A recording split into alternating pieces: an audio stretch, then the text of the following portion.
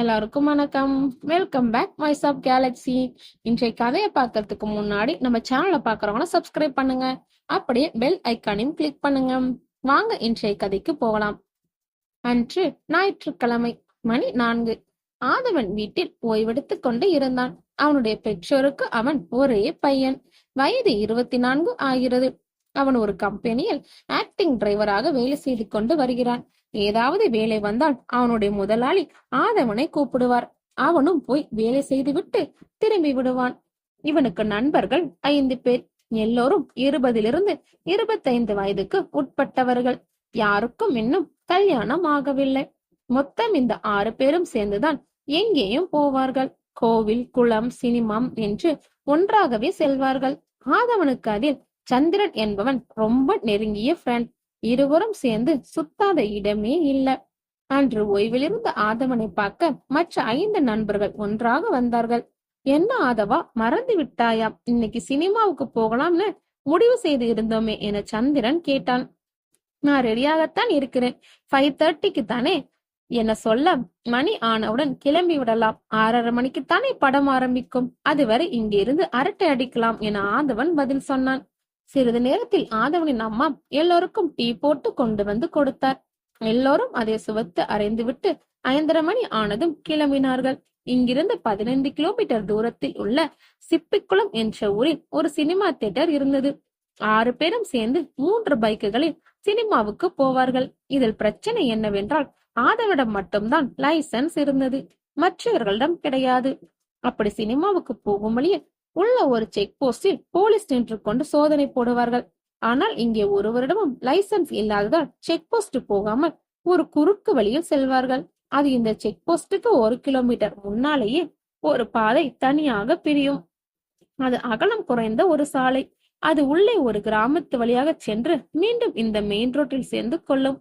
இப்படி போவதுதான் இவர்களுக்கு வழக்கம்.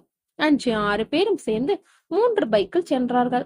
போலீஸ் செக் செய்வார்கள் என்று பயந்து குறுக்கு வழியில் கிராமத்தின் வழியாக சென்றார்கள். இப்படியாக பிரயாணம் செய்து சினிமா தியேட்டருக்கும் போனார்கள். படம் சரியாக 6:30 மணிக்கு ஆரம்பித்தது. மிகவும் மகிழ்ச்சியுடன் கூச்சல் போட்டுக்கொண்டு சினிமாவை பார்த்து ரசித்துவிட்டு 9:30 மணிக்கு வெளியே வந்தார்கள். அங்கே பக்கத்தில் இருந்த ஒரு டீ கடையில் உட்கார்ந்து 6 பேரும் டீ குடித்தார்கள். அங்கேயே உட்கார்ந்து ஒரு 15 நிமிஷம் அரட்டை அடைத்துவிட்டு மீண்டும் கிளம்பினார்கள். 6 பேரும் பைக்குகளில் ஏறிக்கொண்டு ஊரை நோக்கி கிளம்பினார்கள். ஆதவன் பைக்கில் சந்திரன் எப்பொழுதும் பின்னால் இருந்து கொண்டு வருவான். மற்ற 4 பேரும் வேறு 2 பைக்குகளில் வருவார்கள். இதுதான் வழக்கம். அன்றும் அப்படிதான் 6 பேரும் 3 பைக்கில் உட்கார்ந்து கொண்டு வேகமாக சாலையில் சென்றார்கள். சரியாக போலீஸ் செக் செய்யும் இடத்துக்கு 1 கிலோமீட்டர் முன்பாக பக்கவாட்டில் பிரிந்த கிராமத்தின் சிறிய சாலையில் நுழைந்தார்கள். அந்த சாலையின் இரு பக்கமும் பார்ப்பதற்கு மிகவும் அழகாக இருக்கும். சாலையின் ஒரு பக்கம் ஒரு ஆறு சலசலவென்று எப்பொழுதும் ஓடிக்கொண்டிருக்கும். அதில் தண்ணீர் எப்பொழுதும் நிறைவாக ஓடும். ஆழம் மிகுந்தது. சாலையில் இருந்து ஆறு ஓடும் இடத்துக்கும் நிலம் சரிவாக இருக்கும். வண்டி ஓட்டும் பொழுது கொஞ்சம் பிசகினாலும் ஆற்றுக்குள் போய்விட வேண்டியதுதான். சாலைக்கும் அந்த ஆற்றுக்கும் இடையே ஒரு 30 அடி தூரம் இருக்கும். அந்த இடைப்பட்ட சரிவான இடத்தில் நிறைய செடி கொடிகளும் மரங்களும் நிறைந்து பச்சை பசேல் என்று இருக்கும். சாலையின் அடுத்த பக்கம் வயல்கள், அப்புறம் ஒரு கிராமம் வரும். அந்த கிராமத்தில் மொத்தம் ஒரு 50 வீடுகள் இருக்கலாம். அப்படிப்பட்ட ஒரு சாலையில் அவர்கள் இருட்டில் கவனமாக சென்று கொண்டிருக்கும் போது முன்னால் சென்று கொண்டிருந்த ஆதவன் பைக்குக்கு முன்னாடி திடீரென்று கருப்பாக ஒன்று 4 கால் பாய்ச்சலில் சாலையின் குறுக்கே வேகமாக கடந்து சென்றது. ஒரு கணம் திகைத்து போன ஆதவன் பிரேக் போட்டு வண்டியை நிறுத்தினான். திடீரென்று பிரேக் போட்டதால் வண்டி ஒரு குழுக்களுடன் பின்பக்கம் கொஞ்சம் தூக்கிவிட்டு நின்றது. ஆதவா, ஏதோ குறுக்க போன மாதிரி தெரிந்ததே. பார்க்க காட்டு பண்ணை போல் இருந்தது. நல்ல வேளை பிரேக் போட்டு நிறுத்தினாய். இல்லை என்றால் அதன் மேல் மோதி நாமளும் விழுந்திருப்போம். ஆனால் பண்ணி குறுக்கே வந்தால் அபசகுனம் என்று கேள்விப்பட்டிருக்கேன் என்றான் சந்திரன். அது காட்டு பண்ணி இல்லடாம், கரடி என்று சொல்லி சிரித்தான் ஆதவன். அடப்போடாம், இந்த ஏரியாவில் கரடியே கிடையாது, அது காட்டு பண்ணிதான் என்றான் சந்திரன். கொஞ்ச நேரம் அங்கே நின்று கொண்டு மீண்டும் கிளம்பினார்கள். ஒரு 5 நிமிடம் போயிருப்பார்கள். ஆதவன் தன் பைக்கை திடீரென்று நிறுத்தினான். சந்திராம், இப்போதான் ஞாபகம் வந்தது. கொஞ்சம் கற்களையும் கம்பையும் எடுத்து வைத்துக்கொள். கிராமத்து எல்லையில் நிறைய நாய்கள் படுத்திருக்கும். இரவு நேரத்தில் அந்த சாலையில் யார் சென்றாலும் குறைத்தபடி விரட்டி கொண்டு வரும். சில பேரை கடித்ததாகவும் கேள்விப்பட்டிருக்கிறேன். அதனால் நாம் பாதுகாப்பாக இருந்து கொள்ள வேண்டும் என்று சொன்னார். உடனே வண்டியின் பின்னால் இருந்தவர்கள் எல்லோரும் கற்களையும் கம்பையும் எடுத்து வைத்துக் கொண்டார்கள். சந்திரன் ஒரு பெரிய தடிமமான கம்பை எடுத்து வைத்துக் கொண்டான். என்னடா சந்திரா, இவ்வளவு பெரிய கம்பும், இதை வைத்து அடித்தால் நாய் செத்தே போய்விடண்டா, பாவம் வாயில்லா ஜீவன் என ஆதவன் இரக்கத்துடன் பேசினான். அட நீ சும்மா இரு, நாய் கடித்து விட்டால் என்ன செய்வது? அதிலும் வெறி நாய் கடித்தால் அவ்வளவுதான், நாய் மாதிரி குறைத்து கொண்டே சாவ வேண்டியதான். நீ வண்டி ஓட்டு, நான் பார்த்துக் கொள்கிறேன் என சந்திரன் பதில் சொன்னான். தூரத்தில் இருந்த கிராமத்திலிருந்து லவுட் ஸ்பீக்கரில் பாட்டு காதை கிளிக்கும் சத்தத்துடன் வந்தது. ஏதாவது திருமண விழா அல்லது கோயில் விழாவாக இருக்கலாம். கிராமங்களில் எப்பொழுதும் பெரிய ஸ்பீக்கரில் தான் பாட்டு போடுவார்கள். கிராமத்தை நெருங்கியதும் வண்டியை வேகமாக ஓட்டினார்கள். நிலா வெளிச்சத்தில் சாலை தெளிவாக தெரிந்தது. கொஞ்ச தூரத்தில் ஒரு 10-12 நாய்கள் சாலை ஓரத்தில் படுத்துக்கொண்டு உருமுருடன் காத்து கொண்டிருந்தன. சாலையோரத்தில் படித்திருந்த நாய்கள் பைக்குகளின் ஹெட்லைட் வெளிச்சத்தை பார்த்தவுடன் உஷாரடைந்தன. வருபவர்களை கடிப்பதற்கு தயாராக தங்களது கோரை பற்களை காட்டிக்கொண்டு வெறியுடன் நின்று கொண்டிருந்தன. பைக்கில் 6 பேரும் அருகில் வர வர நாய்களின் உருமல் சத்தம் கூடியது. பைக்குகள் அருகில் வந்ததும் தயாராக நின்று கொண்டிருந்த நாய்கள் அவர்கள் மேல் வில்லிருந்து புறப்பட்ட அம்பு போல் பாய்ந்தன. 3 பைக்குகளும் வேகமாக சென்றன. ஆனால் வெறி கொண்ட நாய்கள் தங்களது கோர பற்களை காட்டிக்கொண்டும் பயங்கரமாக குறைத்துக் கொண்டும் அவர்களை விரட்டி கொண்டு சென்றன. வண்டி ஓட்டி கொண்டிருந்தவர்களும் பின்னால் இருந்தவர்களும் தங்கள் கல்களை தூக்கி பாதுகாப்பாக மேலே வைத்துக் கொண்டார்கள். கால்களை தொங்க போட்டு கொண்டிருந்தால் நாய்களுக்கு கடிப்பதற்கு ஏதுவாக இருக்கும். வேகமாக வந்த நாய்களில் ஒன்று சந்திரனை நெருங்கியது. கிட்டத்தட்ட துள்ளி அவன் கால்களை கடிக்க வரும் பொழுது சுதாரித்துக் கொண்ட சந்திரன் தன் கையில் இருந்த தடித்த பெரிய கம்பால் அந்த நாயின் தலையில் ஒரு போடு போட்டான். குறி தப்பவில்லை. அது வவ் என்று கத்திக்கொண்டு பின்னால் சுருண்டு விழுந்தது. மயிரிலையில் நாயின் கடியில் இருந்து தப்பினான் சந்திரன். சந்திரனின் நெஞ்சு திக்கு திக்கு என்று அடித்தது. மற்ற 2 பைக்குகளும் வந்தவர்களும் தங்கள் கையில் இருந்த கற்களை எடுத்து ஓடி வந்த நாய்களை குறிப்பார்த்து எறிந்தார்கள். வீசப்பட்ட கற்களில் 1-2 நாய்களின் மேல் பட்டு நாய்கள் காயப்பட்டன. அவைகளை கத்திக்கொண்டு பின்வாங்கின. ஒரு வழியாக நாய்களின் விரட்டலிருந்து தப்பி ஓரிடத்தில் வந்து ஒன்று கூடி நின்றார்கள். எல்லோருடைய நெஞ்சம் திக் திக் என்று வேகமாக அடித்தது. வியர்க்க விறுவிறுக்க நின்று கொண்டு மூச்சு விட ஆரம்பித்தார்கள். விரட்டி கொண்டு வந்த நாய்கள் இப்பொழுது ஒன்றும் காணப்படவில்லை. அடிபட்டு காயம் ஏற்பட்டதால் நாய்கள் எல்லாம் பயந்து திரும்பி கிராமத்துக்குள் ஓடிவிட்டன. இப்பொழுது பூச்சிகளின் கிரீச் கிரீச் சத்தமும் மற்றும் ஆற்றில் கரை புரண்டு ஓடும் வெள்ளத்தின் சலசலப்பு சத்தம் மட்டும் கேட்டது.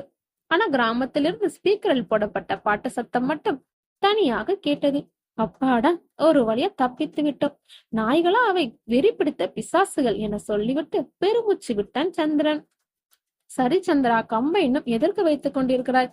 தூக்கி தூர வீசு என்றான் ஆதவன். உடனே சந்திரன் தன் கையில் இருந்து அந்த பெரிய கம்பை வேகமாக ஆற்றை நோக்கி வீசினான். அது மிகப்பெரிய தொப் என்ற சத்தத்துடன் ஆற்றில் விழுந்தது. என்னடா இது, ஆத்துக்குள்ள ஒரு பெரிய மரத்தையே பிடுங்கி போட்ட மாதிரி சத்தம் வருது என ஆதவன் சிரித்து கொண்டே கேட்டான். அதற்கு பிறகு எல்லோரும் தங்கள் வண்டியை ஸ்டார்ட் செய்து கொண்டு கிளம்பினார்கள். 1 மணி நேரத்தில் தங்கள் ஊரை வந்தடைந்தார்கள். பிறகு பிரிந்து அவரவர் வீட்டுக்கு போய் சேர்ந்தார்கள். ஆதவன் தன்னுடைய கட்டிலில் படுத்து நிம்மதியாக தூங்கினான். கனவிலும் அவனை நாய்கள் கடிக்க துரத்தி கொண்டு வந்தன. உடனே பட்டென்று கட்டிலை விட்டு எழுந்திருச்சான். கொஞ்சம் மூளை உள்ளே இழுத்து விட்டு கொண்டு தண்ணீரையும் குடித்து விட்டு மீண்டும் படுத்துக் கொண்டான். மறுநாள் காலை 10 மணி ஆனது. ஆதவன் காலை டிஃபனை முடித்துவிட்டு நிம்மதியாக உட்கார்ந்து கொண்டிருந்தான். அன்றும் அவனுக்கு லீவு தான். அப்போது அவனது நண்பர்கள் திடீரென்று எல்லோரும் அங்கே வந்தார்கள். ஆதவா, என்ன சும்மா உட்கார்ந்து கொண்டிருக்க? வா கிளம்பு, குளத்துக்கு போய் ஜாலியா குளிச்சிட்டு வரலாம் என்றான் சந்திரன். இதோ வருகிறேன் என சொல்லிவிட்டு கிளம்பினான் ஆதவன். 1/2 மணி நேரத்தில் 6 பேரும் குளக்கரையை அடைந்தார்கள். மண் கலரில் குளம் மிக பெரியதாக இருந்தது. இந்த ஊரிலும் சுற்றி உள்ள ஊர்களில் உள்ள எல்லோருக்கும் அங்கே வந்துதான் குளிப்பார்கள். குளத்தங்கரையில் நிறைய மரங்கள் நின்றிருந்தன. ஒரு பெரிய ஆலமரமும் இருந்தது. இந்த மரத்தின் நிலையில் நின்று கொண்டுதான் பெரும்பாலானோர் உடையை மாற்றுவார்கள். ஆதவனும் அவன் நண்பர்களும் எல்லோரும் அந்த மரத்தின் அடைக்கு வந்து உடைகளை மாற்றிக்கொண்டு குளத்துக்கு போய் குளிக்க ஆரம்பித்தார்கள். குளம் மேல் பக்கம் சூடாகவும் உள்ளே குளிர்ச்சியாகவும் இருந்தது. ஒருத்தர் மீது ஒருத்தர் தண்ணீர் இறைத்துக் கொண்டும் ஒருவரை ஒருவர் நீச்சல் அடித்து விரட்டி கொண்டும் ஆனந்தமாக குளித்தார்கள். கிட்டத்தட்ட 1 மணி நேரம் அவர்களுடைய தோல் சுருங்கும் வரை குளித்தார்கள். ஒரு வழியாக குளித்து முடித்துவிட்டு கரையேறினார்கள். ஆலமரத்தின் அடிக்கு வந்து தங்கள் துணிகளை மாற்றிக்கொண்டார்கள். அப்பொழுது அங்கே நின்று கொண்டிருந்த சந்திரன் எதையோ தேடிக்கொண்டிருந்தான். என்ன சந்திரா, எதை தேடிக்கொண்டிருக்கிறாய் என ஆதவன் கேட்டான். இல்லடா, 2 டவல் கொண்டு வந்திருந்தேன், ஒரு துண்டை காணோம். ஒருவேளை குளக்கரையில் வைத்து விட்டு மறந்து விட்டோன்னு தெரியல. சரி, நான் போய் தேடி அதை கொண்டு வர சொல்லிவிட்டு அங்கிருந்து கிளம்பி வேகமாக போனான். ஆதவனும் மற்ற 4 நண்பர்களும் அங்கே நின்று கொண்டிருந்தனர். 5 நிமிஷம் ஆச்சு, 10 நிமிஷம் ஆச்சு, கிட்டத்தட்ட 20 நிமிஷம் ஆன பிறகும் சந்திரன் திரும்ப வரவில்லை. எல்லோரும் பீதி அடைந்தார்கள். என்னடா இது, டவலை எடுத்துட்டு வர இவ்வளவு நேரமா? டவல் கிடைக்காவிட்டால் திரும்பி வர வேண்டியதானே, எதற்கு இவ்வளவு நேரம்? 5 நிமிடங்களில் அவன் திரும்பி வந்திருக்க வேண்டுமே என நண்பன் ஒருவன் சொன்னான். என்னாயிற்று தெரியலையே, வாங்க போவோம், எல்லோரும் சேர்ந்து அவனை தேடலாம். ஆதவன் பதட்டத்துடன் பேசினான். உடனே எல்லோரும் சேர்ந்து தாங்கள் குளித்த குளக்கரைக்கு பக்கத்தில் போனார்கள். ஆனால் அங்கே சந்திரனை காணவில்லை. சுற்றுமுற்றும் எல்லா இடமும் பார்த்தார்கள். சந்திரன் இருப்பதற்கான அடையாளமே இல்லை. எல்லோரும் பீதி அடைந்தார்கள். எல்லோரும் சந்திரா சந்திரா என்று அவன் பெயரை கூப்பிட்டுக் கொண்டு சுற்றி சுற்றி வந்தார்கள். எங்கிருந்தும் பதில் வரவில்லை. இவர்கள் கூப்பிட்ட குரலுக்கு குளத்திலிருந்து எதிரொலிதான் வந்தது. அப்போது யதார்த்தமாக குளத்தின் நடுவே பார்த்த ஆதவன் கண்களுக்கு ஒரு துணி தென்பட்டது. அதை பார்த்த ஆதவனின் கண்கள் நிலை குத்தி நின்றன. அதிர்ச்சியுடன் நடுக்குளத்தை மிரட்சியுடன் பார்த்தான். நடுக்குளத்தில் துணியை கண்ணுற்ற ஆதவன் அடுத்த கணம் பதட்டத்துடன் மற்ற நண்பர்களை அழைத்து, அங்க பாருங்க, குளத்தினரிலே ஒரு துணி கிடக்கு, அது சந்திரன் துணி மாதிரி இருக்கும், எனக்கு என்னமோ சந்தேகமா இருக்கு என ஆதவன் பதட்டத்துடன் சொன்னான். ஐயோ, அதை பார்த்தா சந்திரன் உடுத்திருந்த லுங்கி மாதிரி தெரிகிறதே, ஏதாவது தப்பு நடந்து விட்டதா என்றான் நண்பன். உடனே அங்கிருந்த 2 நண்பர்கள் வேகமாக நீச்சல் அடித்து நடுக்குளத்துக்கு சென்றார்கள். அந்த லுங்கியை எடுத்துக்கொண்டு குளக்கரைக்கு திரும்பினார்கள். அந்த லுங்கியை பார்த்த நண்பர்கள் அனைவரும் அதிர்ச்சி அடைந்தார்கள். அது சந்திரனின் லுங்கிதான். ஐயோ கடவுளே, சந்திரனுக்கு என்ன ஆச்சு தெரியலையும், கடவுளே, அவனுக்கு அசம்பாவிதம் ஒன்றும் ஆகியிருக்க கூடாது என்று கத்திக்கொண்டு அழுதான் ஆதவன். இவனுடைய கூக்குரலை கேட்டு பக்கத்தில் நின்றிருந்தவர் எல்லோரும் ஓடி வந்தார்கள். வந்தவர்கள் விஷயத்தை கேட்டு தெரிந்து கொண்டார்கள். அங்கிருந்த நன்றாக நீச்சல் தெரிந்த 2-3 பேர் குளத்துக்குள் குதித்து ஏதாவது டெட் பாடி கிடைக்குமா என்று தேடினார்கள். கிட்டத்தட்ட அரை மணி நேரம் தேடி சந்திரனின் இறந்த உடலை கரைக்கு கொண்டு வந்தார்கள். சந்திரனின் இறந்த உடலை பார்த்து நண்பர்கள் அனைவரும் கத்தி கதறி அழுதார்கள். ஆதவனுக்கு துக்கம் தொண்டையை அடைத்தது. அவனுடைய நெருங்கிய நண்பன் இப்பொழுது பிணமாக கிடப்பதை பார்த்து அவனுடைய கண்களில் கண்ணீர் வடிந்தது. கொஞ்ச நேரத்தில் செய்தி போலீசுக்கும் தெரிவிக்கப்பட்டு போலீஸ் வண்டியும் ஆம்புலன்ஸும் வந்தது. அவர்கள் இறந்த உடலை எடுத்துக்கொண்டு சென்று விட்டார்கள். பிணக்கூராய்வு செய்துவிட்டு அன்று சாயங்காலம் சந்திரனின் உடல் திரும்ப கிடைத்தது. மறுநாள் இறுதி சடங்கு எல்லாம் முடிந்தது. ஆதவன் துக்கத்துடன் வீட்டை வந்து சேர்ந்தான். கனத்த இதயத்துடன் கட்டிலில் படுத்தான். சந்திரன் இறந்து 3 நாட்கள் ஆகிவிட்டது. ஆதவன் இன்னும் துக்கத்திலிருந்து மீள முடியாமல் தவித்தான். சந்திரன் ஞாபகம் அடிக்கடி வந்து கொண்டே இருந்தது. அன்றிரவு ரொம்ப நேரம் தூக்கம் வராமல் கட்டிலில் அங்கும் இங்கும் புரண்டு படுத்தான். ஒரு வழியாக 11 மணிக்கு மேல் உறக்கம் வந்தது. இரவு ஆழ்ந்த துக்கத்தில் இருக்கும் பொழுது அவனுக்கு ஒரு கனவு. அவனுடைய வீட்டின் கதவை திறந்து சந்திரன் உள்ளே வந்தான். நேராக ஆதவன் படுத்திருந்த கட்டில் வந்து உட்கார்ந்திருந்தான். முதலில் ஆதவனை பார்த்து மெலிதாக சிரித்தான். பிறகு சந்திரன் கண்களிலிருந்து கண்ணீர் வழிந்தது. உடனே ஆதவன் கட்டில் இருந்து எழும்ப முயன்றான். ஆனால் கட்டிலிருந்து எழும்ப முடியவில்லை. ஆழ்ந்த உறக்கத்தில் இருந்த அவனால் அந்த கனவிலிருந்து மீண்டும் வர முடியவில்லை. கடைசியில் சிரமப்பட்டு கட்டென்று கண்களை திறந்தான். ஆனால் பக்கத்தில் இருந்து சந்திரனை காணவில்லை. கண்டது கனவு என்றாலும் அவன் வந்தது எதற்காக அழுதான் என்று புரியாமல் தவித்தான். தண்ணீர் குடித்துவிட்டு மீண்டும் கட்டிலில் படுத்தான். தூக்கம் உடனே எதிர்பக்கம் இருந்த சுவர் கடிகாரத்தை பார்த்தான். அப்போது அந்த சுவர் கடிகாரத்தில் ஒரு வெள்ளை நிற தாமரைப்பூ தெரிந்தது. கண்களை கசக்கிக் கொண்டு மீண்டும் பார்த்தான். இப்போது அதே கடிகாரத்தில் ஒரு பெண்ணின் முகம் தெரிந்தது. அவள் அழுவது போல் இருந்தது. அதை பார்த்த ஆதவனுக்கு கொஞ்சம் பயம் வந்தது. இருந்தாலும் மனப்பிராந்தியாக இருக்கும் என்று நினைத்துக் கொண்டு கண்களை கசக்கினான். மீண்டும் சுவர் கடிகாரத்தை பார்த்தான். இப்பொழுது சுவர் கடிகாரத்தில் வெறும் முள் மட்டும்தான் இருந்தது. நம்பர் தெரியவில்லை. அவ்வளவுதான். ஆதவனுக்கு பயம் வந்துவிட்டது.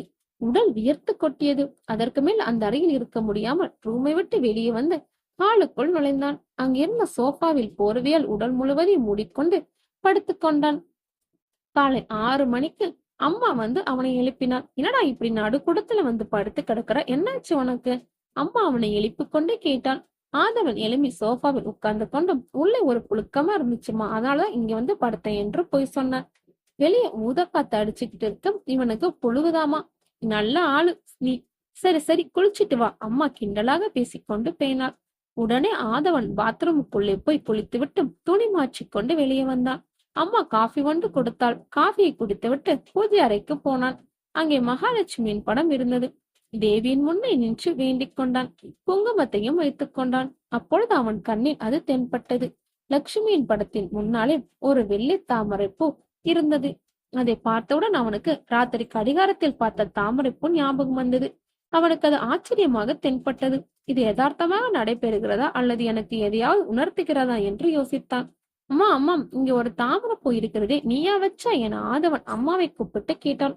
அது ஒண்ணும் இல்லடா, நீ தூங்கிக் கொண்டு இருக்கும்போது ஒரு பெண் வாசலில் தாமரைப்பூ விற்க வந்தா. பார்க்க அழகா லட்சுமிகரமா இருந்தா. நான் உடனே மறுப்பு சொல்லாம அவளிடம் இருந்து பூவை வாங்கி 10 ரூபாய் கொடுத்தேன். அவளும் சந்தோஷமா போயிட்டா. சரி, இப்போ அதுக்கு என்ன என கேட்க, ஒண்ணுமில்ல, சும்மாதான் கேட்டேன் என ஆதவன் சமாளித்தான். அதற்கு பிறகு ஆதவன் லட்சுமி கும்பிட்டு விட்டு அந்த வெள்ளை நிற தாமரை பூவை எடுத்து பார்த்தான். அதை எடுக்கும் பொழுது அந்த பூ கை தவறி கீழே விழுந்தது. அதை எடுக்க குனிந்த போது பக்கத்தில் இருந்த பத்தி ஸ்டாண்டில் அவன் கைப்பட்டு விட்டது. அதிலிருந்த கூர்மையான பகுதி ஒன்று அவன் கையை குத்தி கிழித்தது. அதிலிருந்து ரத்தம் வந்தது. அப்படி அவன் விரலில் குத்திய இடத்திலிருந்து வழிந்த ரத்தத்தில் ஒரு சொட்டு கீழே இருந்த வெள்ளை தாமரை பூமேல் விழுந்தது. உடனே ஆதவன் மீண்டும் குனிந்து அந்த தாமரை பூவை எடுக்கச் சென்றான். அதன் மேல் இவன் கையில் இருந்து விழுந்த ரத்தத்தின் ஒரு சொட்டு ரத்தத்தை பார்த்தான். அப்படி அவன் தாமரைப்பூவை பார்த்து கொண்டிருக்கும் பொழுது அதன் மேல் இருந்த ஒரு சொட்டு ரத்தம் அப்படியே விருந்து படர்ந்து தாமரைப்பூ முழுவதும் இரத்த கலரில் மாறியது. ஆதவனின் கண் முன்னாலே வெள்ளை நிற தாமரை இரத்த நிறத்துக்கு மாறியதை பார்த்ததும் அவனுடைய உடல் நடுங்கியது. பயத்தில் முகம் வெளியேறி போனது. அம்மா அம்மா, இங்கே வா, இந்த தாமரைப்பூ வந்து பாரு என அடித்தொண்டையிலிருந்து கத்தினான். அம்மாவும் உடனே என்னவோ ஏதோ வென்று ஓடி வந்து ஆதவனை பார்த்து, என்னடா ஆச்சு, ஏன் இப்படி பேய கண்ட மாதிரி கத்துன, எதையும் பார்த்து பயந்த மாதிரி இருக்க என கேட்க, ஆமாமா, இந்த தாமரை பூவை பாரு, வெள்ளை கலர்ல இருந்த அந்த பூ திடீர்னு சிவப்பா மாறிடுச்சு. காயம் ஏற்பட்டு என் கையில் இருந்து ஒரு சொட்டு ரத்தம் தான் அது மேல விழுந்துச்சு. அந்த ரத்தம் உடனே தாமரை முழுவதும் பரவி சிவப்பா ஆயிடுச்சுமா. பூவை பார்த்த அம்மா கோபத்துடன் ஆதவனை மேலும் கீழும் பார்த்தாள். எங்கட தாமரைப்பூ சிவப்பா இருக்கு, வெள்ளையாத்தானே இருக்கு, ஒரே ஒரு சொட்டு ரத்தம் மட்டும் இருக்கு, வேறு ஒரு மாற்றம் இல்லையே, ஏன் இப்படி பயந்து நடங்குற, உன் நண்பர் இறந்ததுல இருந்து நீ ஆளே சரியில்லை, உனக்கு என்னவோ ஆகி போச்சு என அம்மா அவனை பார்த்து வருந்தினாள். உடனே ஆதவன் அந்த பூவை எடுத்து பார்த்தான். அது வெள்ளையாகத்தான் இருந்தது. ஆமாம்மா, பூ வெள்ளையாதான் இருக்கு, எனக்கு எப்படி சிவப்பா தெரிஞ்சதுன்னே தெரியல, எனக்கு ஒண்ணுமே புரியல என சொல்லிவிட்டு தன் கண்களை கசக்கி கொண்டான். சரி சரி, ஒரு பிரச்சனையும் இல்ல, எல்லாம் உன் மனபிராந்தி தான், மகாலட்சுமியை கும்பிடு, நண்பனை பற்றி அடிக்கடி நினைக்காத, அதனாலதான் உனக்கு இந்த குழப்பம், எல்லாவற்றையும் மறந்துவிட்டு உன் வேலைகளை செய்ய பாரு என்று சொல்லிவிட்டு அடுப்பங்கரைக்குள் போனால் அவளது அம்மா. அம்மா போன பின் தன் தலையிலே தானே அடித்துக் கொண்டான் ஆதவன். அசிங்கமா போயிடுச்சு, இனி எல்லாவற்றையும் தெளிவாக பார்க்க வேண்டும் என்று தனக்குத்தானே சொல்லிவிட்டு தன்னுடைய ரூமுக்கு உள்ளே போனான். அதற்கடுத்து 2 நாட்களுக்கும் அவனுக்கு வேலை வந்தது. அதனால் அதனால் அவன் ஊரிலேயே இல்லை. 3வது நாள் தான் ஓய்வு கிடைத்தது. 3வது நாள் டிவி பார்த்து முடித்துவிட்டு இரவு 9 மணிக்கு தன்னுடைய அறைக்குள் சென்று தூங்க போனான். நண்பனின் நினைவு கொஞ்சம் அவனுக்கு மறந்திருந்தது. கண்களை மூடிக்கொண்டு நிம்மதியாக தூங்கினான். நடு இரவு மணி 12க்கு ஆழ்ந்த தூக்கத்தில் இருக்கும்போது கனவில் வீட்டின் கதவை யாரோ தட்டியது போல் இருந்தது. திடீரென அவன் நண்பன் சந்திரன் கதவை திறந்து கொண்டு உள்ளே வந்தான். உள்ளே வந்தவன் நேராக ஆதவன் அறைக்கு வந்து பழைய மாதிரி அவன் கட்டிலே அமர்ந்து கொண்டான். இப்பொழுது கனவிலும் கூட ஆதவனுக்கு நண்பன் இறந்து விட்டது நினைவுக்கு வரவில்லை. நண்பன் தன்னை பார்க்க வந்திருக்கிறான் என்று நினைத்துக் கொண்டே இருந்தான். அப்பொழுது சந்திரன் திடீரென்று அழத் தொடங்கினான். அதை பார்த்த ஆதவனுக்கு வருத்தமாக இருந்தது. ஏண்டா சந்திராளராம், என்னடா ஆச்சு உனக்கு என்று ஆதவன் கேட்டான். ஆதவா, நான் உனக்கு ஒரு உண்மையை சொல்றேன் ஆதவா, நான் தண்ணில மூழ்கி சாகல, அநியாயமா நான் செத்து விட்டேன்டாம். அந்த பெண் என்ன ஆற்றுக்குள்ள மூழ்கடிச்சு கொண்டு போட்டாடா. அவள் இப்போது உன்னையே தேடிக்கொண்டிருக்காளாம். ஆமா ஆதவா, அவ உன்னை கொல்வதற்காக தான் தேடிக்கிட்டு இருக்கா. நீ பாதுகாப்பா இருந்து கொள்ளாதவா, உன்னை சமயம் பார்த்து கொள்வதற்கு காத்து கொண்டிருக்கிறாள் என்று சொல்லிவிட்டு மீண்டும் அழ ஆரம்பித்தான். உடனே ஆதவன் உறக்கத்திலே கை காலை அசைத்துக் கொண்டு கட்டளை விட்டு எழ முயற்சித்தான். ஆனால் அவனை யாரோ பிடித்து அமுக்கியது போல் எழும்ப முடியாமல் தவித்தான். அது கனவு என்பது அவனுக்கு இன்னும் தெரிய வரவில்லை. கடைசியில் மிகவும் கஷ்டப்பட்டு திடீரென்று கண் விழித்தான். கண்டது கனவு என்பது அவனுக்கு அப்பொழுதுதான் தெரிய வந்தது. எழும்பிய வேகத்தில் கட்டளை விட்டு உருண்டு தவறி கீழே விழுந்தான். உடனே பயந்து போய் சத்தமாக கத்தினான் ஆதவன். அவனுடைய அலறலை கேட்டு பக்கத்து அருகில் தூங்கிக் கொண்டிருந்த பெற்றோர்கள் விழுந்தெழுத்து ஓடி வந்தார்கள். என்னடா ஆச்சு, ஏன் இப்படி கத்துன, என்னடா ஆச்சு என்று கேட்டார்கள். ஒன்றுமில்லாம கெட்ட கனவுதான், நான் கொஞ்சம் பயந்துட்டேன் என ஆதவன் மலங்க மலங்க விழுந்தான். சரி சரி, ஒண்ணுமில்ல, கண்டது நினைக்காத, நிம்மதியா தூங்கு என்று சொல்லிவிட்டு அவன் நெற்றியில் திருநீர் பூசிவிட்டு அவனை தண்ணீர் குடிக்க வைத்து சமாதானப்படுத்திவிட்டு திரும்பி தங்கள் அறைக்கு சென்றார்கள் பெற்றோர்கள். அதற்கு பிறகும் அவனுக்கு தூக்கம் வரவில்லை. எல்லாவற்றையும் மனதில் போட்டு குழம்பிக் கொண்டான் ஆதவன். சரி, இது கனவுதானே என்று ஒதுக்கி தள்ளவும் முடியவில்லை. அதுவும் நண்பன் சந்திரன் தான் ஒரு பெண்ணால் கொல்லப்பட்டான் என்று சொல்கிறானே, அதுதான் அவன் குழப்பத்தை அதிகரித்தது, பயத்தையும் கூட்டியது. அது மட்டும் இல்லை, எனக்கும் ஆபத்தென்று சொன்னானே, நாம் தான் ஒரு தப்பும் செய்யவில்லையே, யாருக்கும் ஒரு துரோகம் கூட பண்ணவில்லையே, என்னை கொல்வதற்கு அந்த பெண் கொல்ல முயற்சிக்கிறாளாம். குழப்பமான மனநிலையுடன் கட்டிலில் புரண்டு கொண்டே இருந்தான். தூக்கம் சரியாக வராமல் தலை கிர்ரென்று இருந்தது. கண்கள் மிகவும் களைப்படைந்தது போல் இருந்தது. கடைசியில் எப்போ தூங்கினான் என்று தெரியவில்லை. மணி 6 ஆனதுதான் கண் விழித்தான். குளித்து முடித்த பிறகு அம்மாவிடம் காஃபி கேட்டான். காஃபியை கையில் கொடுத்த அம்மா, யாதவா, நீ ரொம்ப பயந்து போய் இருக்க. உன் நிலைமைய பார்த்தா எனக்கும் பயமா தான் இருக்கு. இன்னைக்கு நம்ம ஊர் மாரியம்மன் கோவிலுக்கு போ. பூசாரிட சொல்லி உன் முகத்துல தண்ணீர் தெளிக்க சொல்லு. அம்மாவிடம் நல்லா வேண்டிக்கோ. மாரியம்மா உனக்கு நல்ல வழி காட்டுவா என்று ஆதரவாக சொன்னார். ஆதவனும் அன்று மாலை தன் நண்பரோடு சேர்ந்து மாரியம்மன் கோவிலுக்கு போனான். அங்கே கோவிலுக்குள் அர்ச்சகர் பூஜை செய்து கொண்டிருந்தார். அம்மனுக்கு தீபம் காட்டிவிட்டு கற்பகிரகத்தை விட்டு வெளியே வந்த அர்ச்சகர் எல்லோருக்கும் தீபத்தை காட்டினார். எல்லோரும் பயபக்தியுடன் தீபத்தை தொட்டு கும்பிட்டார்கள். தீபத்தை கொண்டு ஆதவன் அருகில் வரும்போது அவன் கும்பிட்டு முடிக்கும் வரை காத்திருந்து விட்டு அவன் கையில் ஒரு சிவப்பு நிற தாமரை பூவை பிரசாதமாக கொடுத்தார். தாமரை பூவை பார்த்ததும் ஒரு கணம் விக்கித்து போய் நின்றான் ஆதவன். மீண்டும் தாமரை பூவா என்று கை நடுங்க, ஆனால் பயபக்தியுடன் தாமரை பூவை வாங்கி கொண்டான் ஆதவன். தாமரை பூவை கண் கொட்டாமல் கொஞ்ச நேரம் பார்த்து கொண்டிருந்தான். இரவு வீட்டு சுவர் கடிகாரத்தில் தாமரை பூத்திருந்ததும் காலையில் பார்த்து கொண்டிருக்கும் பொழுதே வெள்ளை தாமரை சிவப்பாக மாறியதும் அவனுக்கு ஞாபகம் வந்தது. உடனே பூவை எங்கேயாவது வைத்து விடலாமா என்று யோசித்தான். கடைசியில் வேண்டாம், கடவுளிடமிருந்து பிரசாதமாக கிடைத்தது என்று எண்ணி கையில் வைத்துக் கொண்டான். கற்பகிரகத்தை அவனும் நண்பர்களும் சுற்றிவிட்டு கடைசியில் கோவிலை விட்டு வெளியே வந்தார்கள். அனைவரும் வெளியே கோவில் திண்ணையில் உட்கார்ந்தார்கள். சிறிது நேரம் அளாவிலாவி விட்டு ஒருவருத்தவராக அங்கிருந்து கிளம்பி சென்றார்கள். கடைசியில் ஆதவனும் அங்கிருந்து எழும்பி கோபுரத்தை பார்த்து கும்பிட்டு விட்டு கிளம்ப தயாரானான். அப்போது தூரத்திலிருந்து யாரோ கூப்பிட்ட மாதிரி இருந்தது. திரும்பி பார்த்தான். கோவிலுக்கு அருகில் இருந்த ஒரு பெரிய ஆலமரத்தின் அடியில் உட்கார்ந்திருந்த சித்தர் ஒருவர் இவனையே பார்த்து முறைத்துக் கொண்டிருந்தார். அந்த சித்தர் மீசை தாடியுடன் பெரிய ஜடா முடியுடன் இருந்தார். அவர் பார்ப்பதற்கும் ஒரு மனநிலை சரியில்லாதவர் போலவும் இருந்தது. ஆனால் அவர் கண்கள் தீர்க்கமாக இருந்தது. உடம்பு முழுவதும் திருநுரை பூசியிருந்தார். நெற்றி முழுவதும் குங்குமம் நிறைந்திருந்தது. ஆதவன் அவரை இதற்கு முன் பார்த்திருக்கிறான். யாரிடமும் அதிகம் பேச மாட்டார். யாராவது வாங்கி கொடுத்தால் சாப்பிட்டுக் கொள்வார். அவராக யாரிடமும் யாசிப்பதில்லை. பொதுவாக அவர் யாரையும் கூப்பிடுவதில்லை. அவர் உண்டு, தன் வேலை உண்டு என்று எப்பொழுதும் தியானத்தில் தான் இருப்பார். ஆனால் இன்று விசித்திரமாக ஆதவனை தன்னருகே வருமாறு கூப்பிட்டார். ஆதவனும் ஏதாவது சாப்பிட கேட்கிறார் போல என நினைத்துக் கொண்டு அவர் அருகில் வேகமாக சென்றான். வணக்கம் சாமி, உங்களுக்கு சாப்பிட ஏதாவது வாங்கிட்டு வரட்டுமா என்று கேட்டான். ஆனால் அவரோ மிகுந்த கோபத்துடன் ஆதவனை பார்த்து, எனக்கு ஒன்றும் வேண்டாம், நீ முதலில் உன்னை காப்பாற்றிக் கொள்ளடா, உனக்கு ஆபத்து நெருங்குகிறது. உன்னை ஒரு பெண் தொடர்ந்து வருகிறாள். அவள் உன்னை கொள்வதற்காகத்தான் வந்து கொண்டிருக்கிறாள். நீ அவளிடம் இருந்து உன்னை பாதுகாத்துக்கொள். அதோ அந்த ஆலமரத்தை பார், அதன் கீழே நின்று கொண்டு உன்னைதான் முறைத்து பார்த்து கொண்டிருக்கிறாள் என சித்தர் ஆலமரத்தை நோக்கி கை காட்டி குறிப்பிட்டார். ஆதவன் உடனே அந்த ஆலமரத்தை நோக்கி பார்த்தான். அவன் கண்களுக்கு ஒன்றும் வித்தியாசமாக தென்படவில்லை. அப்பொழுது எதிரே புரியாமல் நின்று கொண்டிருந்த ஆதவன் அருகில் வந்த சித்தர் அவன் கையில் இந்த தாமரப்பூவை வெடிக்கென்று பிடுங்கிக் கொண்டார். இந்த பூ உனக்கு இப்பொழுது வேண்டாம், இது என்னிடமே இருக்கட்டும், அதுதான் உனக்கும் நல்லது சொல்லிவிட்டு மீண்டும் மரத்தடியில் போய் கண்களை மூடிக்கொண்டு உட்கார்ந்து கொண்டார். ஆதவன் குழம்பி போய் அங்கேயே நின்றான்.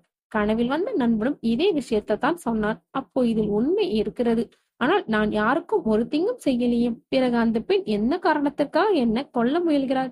சித்தர் வேறு அந்த பெண் அங்கே நின்று கொண்டு உன்னை முறைத்து பார்த்து கொண்டிருக்கிறாள் என்று சொல்லி பயமுறுத்தி விட்டார். குழப்பத்தின் உச்சியில் இருந்தான் ஆதவன். பிறகு சுதாரித்து கொண்டு அங்கே பக்கத்தில் இருந்த டீ கடைக்கு சென்றான். அங்கிருந்த 2 வாழைப்பழங்களை வாங்கி கொண்டு திரும்பி சித்தரிடம் வந்தான். அவர் கையில் அந்த பழங்களை பணிவுடன் கொடுத்தான். அதை வாங்கிய சித்தர் கோபத்துடன் அந்த பழங்களை வீசி தூர எறிந்தார். பிறகு ஆத்திரத்துடன் ஆதவனை பார்த்து, போடா இங்கிருந்து, வீட்டுக்கு போ என்று சொல்லி கையை ஓங்கி அவனை அங்கிருந்து விரட்டினார். ஆதவனுக்கு அவருடைய செய்கை விசித்திரமாக தென்பட்டது. சித்தரின் செய்கையால் மனம் நொந்து போனான் ஆதவன். மிகவும் வருத்தத்துடன் முகத்தை தொங்க போட்டுக்கொண்டு மீண்டும் டீ கடைக்கு போனான். டீ கடையிலிருந்து ஒரு டீயை வாங்கி கொண்டு அங்கே நின்று கொண்டு குடித்தான். ஆதவனுடைய கவலை தோய்ந்த முகத்தை பார்த்தவுடன் டீ கடைக்காரன், என்ன தம்பி ரொம்ப கவலையோடு இருக்கீங்க, ஏதாவது பிரச்சனையா என்று கேட்டார். ஆமா அண்ணே, பாவம் அந்த சித்தருக்கு பசிக்கும் என்று 2 வாழைப்பழங்க வாங்கி கொடுத்தேன். அதை அவர் பிடுங்கி தூர இருந்துச்சிட்டாரு. அது எனக்கு மன கஷ்டத்தை கொடுத்துருச்சு. அதை நினைத்துதான் வரிந்து கொண்டு இருக்கிறேன் என்றான் ஆதவன். என்ன சொல்றீங்க தம்பி, எங்க சித்தரை பாத்தீங்க? என் கண்ணுக்கு யாரும் புலப்படவில்லையே என்றான். இல்லனே, அதோ அங்க பாருங்க, அந்த ஆலமரத்தடியில இருக்காரு பாருங்க என்று சொல்லிவிட்டு கை நீட்டி ஆலமரத்தை காட்டினார். கை நீட்டி காட்டி ஆதவனுக்கு ஏமாற்றம் தான் மிஞ்சியிருந்தது. அங்கே சித்தர் இல்லை. ஆதவன் தன் வாயை திறந்து அதிர்ச்சியுடன் அங்கே பார்த்தான். தம்பி, பாத்தீங்களா, அங்க யாரும் கிடையாது. நீங்க பழத்தை யாரிடம் கொடுத்தீர்கள் என்று உங்களுக்கே மறந்து விட்டு போலிருக்குது. இதை கேட்ட ஆதவன் உடனே ஆலமரத்தை நோக்கி ஓடினான். அதை சுற்றி சுற்றி பார்த்தான். எங்கேயும் சித்தரை காணவில்லை. அதிர்ச்சியுடன் அங்கே நின்றான். அப்போதுதான் அது அவன் கண்ணில் பட்டது. 2 வாழைப்பழங்களின் தோள்கள் மட்டும் அங்கே இருந்தன. வாழைப்பழ தோள்களின் பக்கத்தில் ஒரு காகம் நின்று கொண்டு கத்திக் கொண்டிருந்தது. ஆதவன் அந்த காகத்தை கூர்மையாக பார்த்தான். திடீரென அந்த காகம் இவனை நோக்கி சிறகெடுத்து பறந்து வந்தது. பறந்து கொண்டே அவன் மேல் பாய்ந்து அவனை விரட்ட முயன்றது. மிரண்டு போன ஆதவன் தன் கைகளால் தன் தலையை மூடிக்கொண்டு அந்த இடத்தை விட்டு வேகமாக அகன்றான். கொஞ்ச தூரம் போன பின் வியர்த்து விறுவிறுத்து நின்ற ஆதவன் திரும்பி ஆலமரத்தை பார்த்தான். இப்போது காகம் மீண்டும் அங்கே உட்கார்ந்து கொண்டு இருந்தது. அது அங்கிருந்து தன்னையே பார்ப்பது போல் இருந்தது. அங்கே உட்கார்ந்து கொண்டிருந்த காகம் திடீரென மீண்டும் கிளம்பி வேகமாக பறந்து ஆதவனை நோக்கி வந்தது. பயந்து போன ஆதவன் அந்த இடத்தை விட்டு வேகமாக ஓடினான். எதிரே இருந்த இன்னொரு ஆலமரத்தின் அடியில் போய் தஞ்சமடைந்தான். ஆதவன் அங்கே நின்று கொண்டு மேல் மூச்சு கீழ் மூச்சு வாங்கினான். அவன் உடல் பூரா வியர்த்து கொட்டியது. முகம் பூரா பயத்தில் இழுத்து போய் இருந்தது. திடீரென அவன் காலில் மிருதுவாக ஒன்று தட்டுப்பட்டது. உடனே கீழே குனிந்து பார்த்தான். அங்கே ஒரு தாமரைப்பூ கசங்கிய நிலையில் கிடந்தது. அந்த பூ சித்தரால் தன் கையிலிருந்து பிடுங்கப்பட்ட அதே பூ. அப்பொழுது அந்த காகம் திடீரென அவனை நோக்கி மீண்டும் வேகமாக வந்தது. இந்த தடவை அது பயங்கரமாக கத்திக்கொண்டு வந்தது. அது பறந்து வரும் வேகத்தை பார்த்தால் மந்த வேகத்தில் இவன் மீது மோதி சின்ன பின்னம் ஆகிவிடும் போல் இருந்தது. பயந்து போன ஆதவன் அந்த ஆலமரத்தின் அடியிலிருந்து விலகி ஓடினான். இப்பொழுது பின்னால் ஒரு பெரும் சத்தம் கேட்டது. ஓடிக்கொண்டிருந்தவன் திரும்பி பார்த்தான். அவன் நின்றிருந்த அதே இடத்தில் ஆலமரத்திலிருந்து ஒரு மிகப்பெரிய கிளை ஒடிந்து கீழே விழுந்தது. அதை பார்க்கவும் அவனுடைய உடம்பு பூரா நடுங்கியது. இந்நேரம் அவன் அங்கே அந்த ஆலமரத்தின் அடி நின்றிருந்தால் அவன் மீது அந்த பெரிய கிளை விழுந்து நசுங்கி செத்து போயிருப்பான். மயிலிறையில் உயிர் தப்பிய ஆதவன் கடவுளை நினைத்து நன்றி செலுத்திவிட்டு கோபுரத்தின் உச்சியில் இருந்த கலசத்தை பார்த்து கும்பிட்டான். அங்கே கோபுரத்தின் உச்சியில் அந்த காகம் நின்று கொண்டிருந்தது. அது இவனை பார்த்து சிரித்தது போல இருந்தது. ஒன்று மட்டும் அவனுக்கு நன்றாக புரிந்தது. அந்த காகத்தின் உருவில் வந்து தன் உயிரை காப்பாற்றியது வேறு யாரும் இல்லை, அந்த சித்தர் தான். அவர்தான் தன்னை அந்த ஆலமரத்து அடியிலிருந்து விரட்டி என்னை காப்பாற்றுவது என்பதை தெல்ல தெளிவாக புரிந்து கொண்டான். அதற்கு பிறகு பைக்கை ஸ்டார்ட் பண்ணி வீட்டுக்கு போய் சேர்ந்தான். போனவுடன் அவன் கார் முதலாளியிடம் இருந்து போன் வந்தது. லாங் ட்ரிப் ஒன்னு இருக்கிறது, உடனே தயாராகி வந்துவிடு என்று சொன்னார். கிளம்பி சென்ற ஆதவனுக்கு 3 நாள் வேலை இருந்தது. 3 நாள் கார் ஓட்டியதில் மிகவும் களப்படைந்து போய் வீட்டுக்கு வந்தான். மதியானம் சாப்பிட்டு விட்டு தூங்கிக் கொண்டிருக்கும் பொழுது அவனுடைய நண்பர்கள் மீண்டும் வந்து அவனை எழுப்பினார்கள். நம் குளத்தில் குளிச்சு போய் ரொம்ப நாள் ஆயிடுச்சு, இன்னைக்கு நம்ம எல்லாரும் போய் குளிச்சு என்ஜாய் பண்ணலாம், நீயே கிளம்பி வா என்று கட்டளையிட்டார்கள். ஆதவனும் சரி கலப்பா இருக்கிறது, கொஞ்சம் குளிச்சு புத்துணர்ச்சி பெறலாம் என்று நினைத்து கொண்டு அவர்களுடன் சேர்ந்து குளக்கரைக்கு போனான். அன்று குளம் ரொம்ப அமைதியாக இருந்தது. கரையில் அடிக்கும் சிறு சிறு அலைகள் கூட இல்லை. அன்று குளிப்பதற்கும் வேறு ஆட்களும் இல்லை. ஏற்கனவே நண்பன் சந்திரனுக்கு அசம்பாவிதம் நடந்த இடத்தில் குளிக்காமல் கொஞ்சம் தள்ளி போய் வேறொரு இடத்தில் குளிக்க ஆரம்பித்தார்கள். எல்லா கவலையும் மறந்துவிட்டு சந்தோஷத்துடன் குளித்தார்கள். அப்போது அவர்களுக்கு ஒரு போட்டி வந்தது. யார் வேகமாக நீச்சல் அடித்து அடுத்த கரைக்கு போய் திரும்ப வருகிறார்கள் என்று பார்க்கலாம் என்று முடிவு செய்து போட்டியை ஆரம்பித்தார்கள். ஆதவனுக்கு நீச்சல் நன்றாக தெரியும். எனவே அவன்தான் முன்னேறி போய்கொண்டு இருந்தான். நடுக்குளத்தில் ஆதவன் நீச்சல் அடித்து முன்னே சென்று கொண்டிருக்கும் பொழுது திடீரென அந்த இடத்தில் முங்கினான். பின்னால் வந்தவர்கள் ஆதவன் உள்நீச்சல் அடித்து முன்னேறி போகிறான் என்று நினைத்து கொண்டு வேகமாக சென்றார்கள். அப்படி முன்னேறி சென்றவர்களை ஒரு நண்பன் மட்டும் திரும்பி பார்த்தான். பார்த்தவன் ஒரு கணம் அதிர்ச்சி அடைந்தான். அங்கே நடுக்குளத்தில் தன் 2 கைகளையும் தலையும் நீர்மட்டத்திற்கு மேல் உயர்த்தி காப்பாற்றுங்கள் காப்பாற்றுங்கள் என்று ஆதவன் கத்தினதை பார்த்தான். அதை பார்த்த நண்பன் முதலில் அதிர்ச்சி அடைந்தான். பிறகு சிரித்துக் கொண்டு நீச்சல் அடித்துக் கொண்டு விட்டான். ஒருவேளை ஆதவன் நீச்சலில் பிந்தி விட்டான், முன்னால் சென்ற நம்மளை ஏமாற்றுவதற்காக இப்படி நடிக்கிறான் என்று நினைத்துக் கொண்டான். ஆனால் அங்கே நடுக்குளத்தில் உண்மையில் ஆதவன் திணறிக் கொண்டுதான் இருந்தான். தண்ணிக்கு உள்ளே போவதும் வெளியே வருவதுமாக இருந்தான். நீர்மட்டத்திற்கு வெளியே மீண்டும் மீண்டும் வந்து காப்பாத்துங்க காப்பாத்துங்க என்று கத்தி பார்த்தான். ஆனா நண்பர்கள் யாரும் கண்டு கொள்ளவில்லை. அவன் ஏமாற்றுகிறான் என்றே நினைத்து கொண்டார்கள். நடுக்குளத்தில் மூழ்கி திணறிக் கொண்டிருந்த ஆதவனுக்கு திடீரென நீரின் அடிமட்டத்திலிருந்து தன்னுடைய தலைமுடியை பிடித்து மேலே இழுத்து வந்தது போல் தெரிந்தது. அதற்கு பிறகு தன்னை யாரோ கரையை நோக்கி வேக வேகமா இழுத்து செல்வது போல் உணர்ந்தான். கரையின் பக்கம் வந்ததும் தன்னை இழுத்து கொண்டு வந்த அந்த சக்தி நீங்கியது போல் இருந்தது. உடனே அங்கிருந்து எழும்பி குளக்கரையின் தரை பக்கம் தரசியும் நடந்து வந்தான். அதற்கு மேல் ஒரு அடி கூட எடுத்து வைக்க முடியாமல் அப்படியே உட்கார்ந்தான். வாயிலிருந்தும் மூக்கிலிருந்தும் தண்ணீர் வடிந்தது. தண்ணீர் முற்றிலும் வெளியே வரும் வரை நன்றாக வாந்தி எடுத்தான். பிறகு குளக்கரையில் கால்களை நீட்டி படுத்துக் கொண்டான். அவனுக்கு மேல் மூச்சு கீழ் மூச்சு வாங்கியது. நடந்தவற்றை மீண்டும் யோசித்து பார்த்தான். அவனுடைய கண்கள் எதையோ பார்த்து பயந்தது போல் இருந்தது. சிறிது நேரம் கழித்து குளத்தின் அக்கறைக்கு நீந்தி சென்ற நண்பர்கள் திரும்பி இந்த கரைக்கு வந்தார்கள். அங்கே குளக்கரையில் மல்லாந்து படுத்திருந்த ஆதவனை பார்த்தார்கள். என்னடா ஆதவா, போட்டியில தோற்று போய் திரும்ப வந்து படுத்துக் கொண்டாய, கடைசியில் இன்றி நீ தோற்று விட்டாய் என்று சிரித்தார்கள். என்னை பார்த்தா உங்களுக்கு என்ன தோன்றுகிறது? உண்மையில் நான் நீரில் மூழ்கி விட்டேன் தெரியுமா? மேல வந்து எத்தனை தடவை காப்பாத்துங்க காப்பாத்துங்கன்னு கத்துன, நீங்க கொஞ்சம் கூட கண்டுக்கல. ஏளனமா சிரித்து கொண்டு போய்விட்டீர்கள். ஆதவனின் பதில் நிறைய கோபம் கலந்து இருந்தது. எனது உண்மை, நீ மூழ்கி கொண்டிருந்தாயாம். நீதான் நீச்சலில் சாம்பியன் ஆச்சே. நீச்சலில் நீ பின்தங்கி விட்டதால் எங்களை ஏமாற்றி விட்டு முந்தி விடுவாய் என்று நினைத்துதான் நாங்கள் நீச்சல் அடித்து முன்னேறி போனோம். உண்மையில் நீ பிரச்சனையில் இருந்தாய் என்று எங்களுக்கு தெரியவில்லை என்றான் நண்பன். நான் ஒரு பேராபத்தில் மாட்டிக்கொண்டேன் தெரியுமா? அதை நினைத்தால் இப்போ உடம்பு நடங்குகிறது. நான் தப்பி வந்ததே பெரிய அதிசயம். அந்த கடவுளின் அருளால் தான் நான் உயிர் பிழைத்தேன் என்றான் ஆதவன். என்னடா சொல்ற, அவ்வளவு பெரிய ஆபத்தா? என்னதான் நடந்தது உனக்கு என்று நண்பர்கள் வினாவினார்கள். மாதவன் மூச்சை நன்கு உள்ளே இழுத்துக்கொண்டு பேச ஆரம்பித்தான். சொல்லும் பொழுதே அவன் உடல் நடுங்க ஆரம்பித்தது.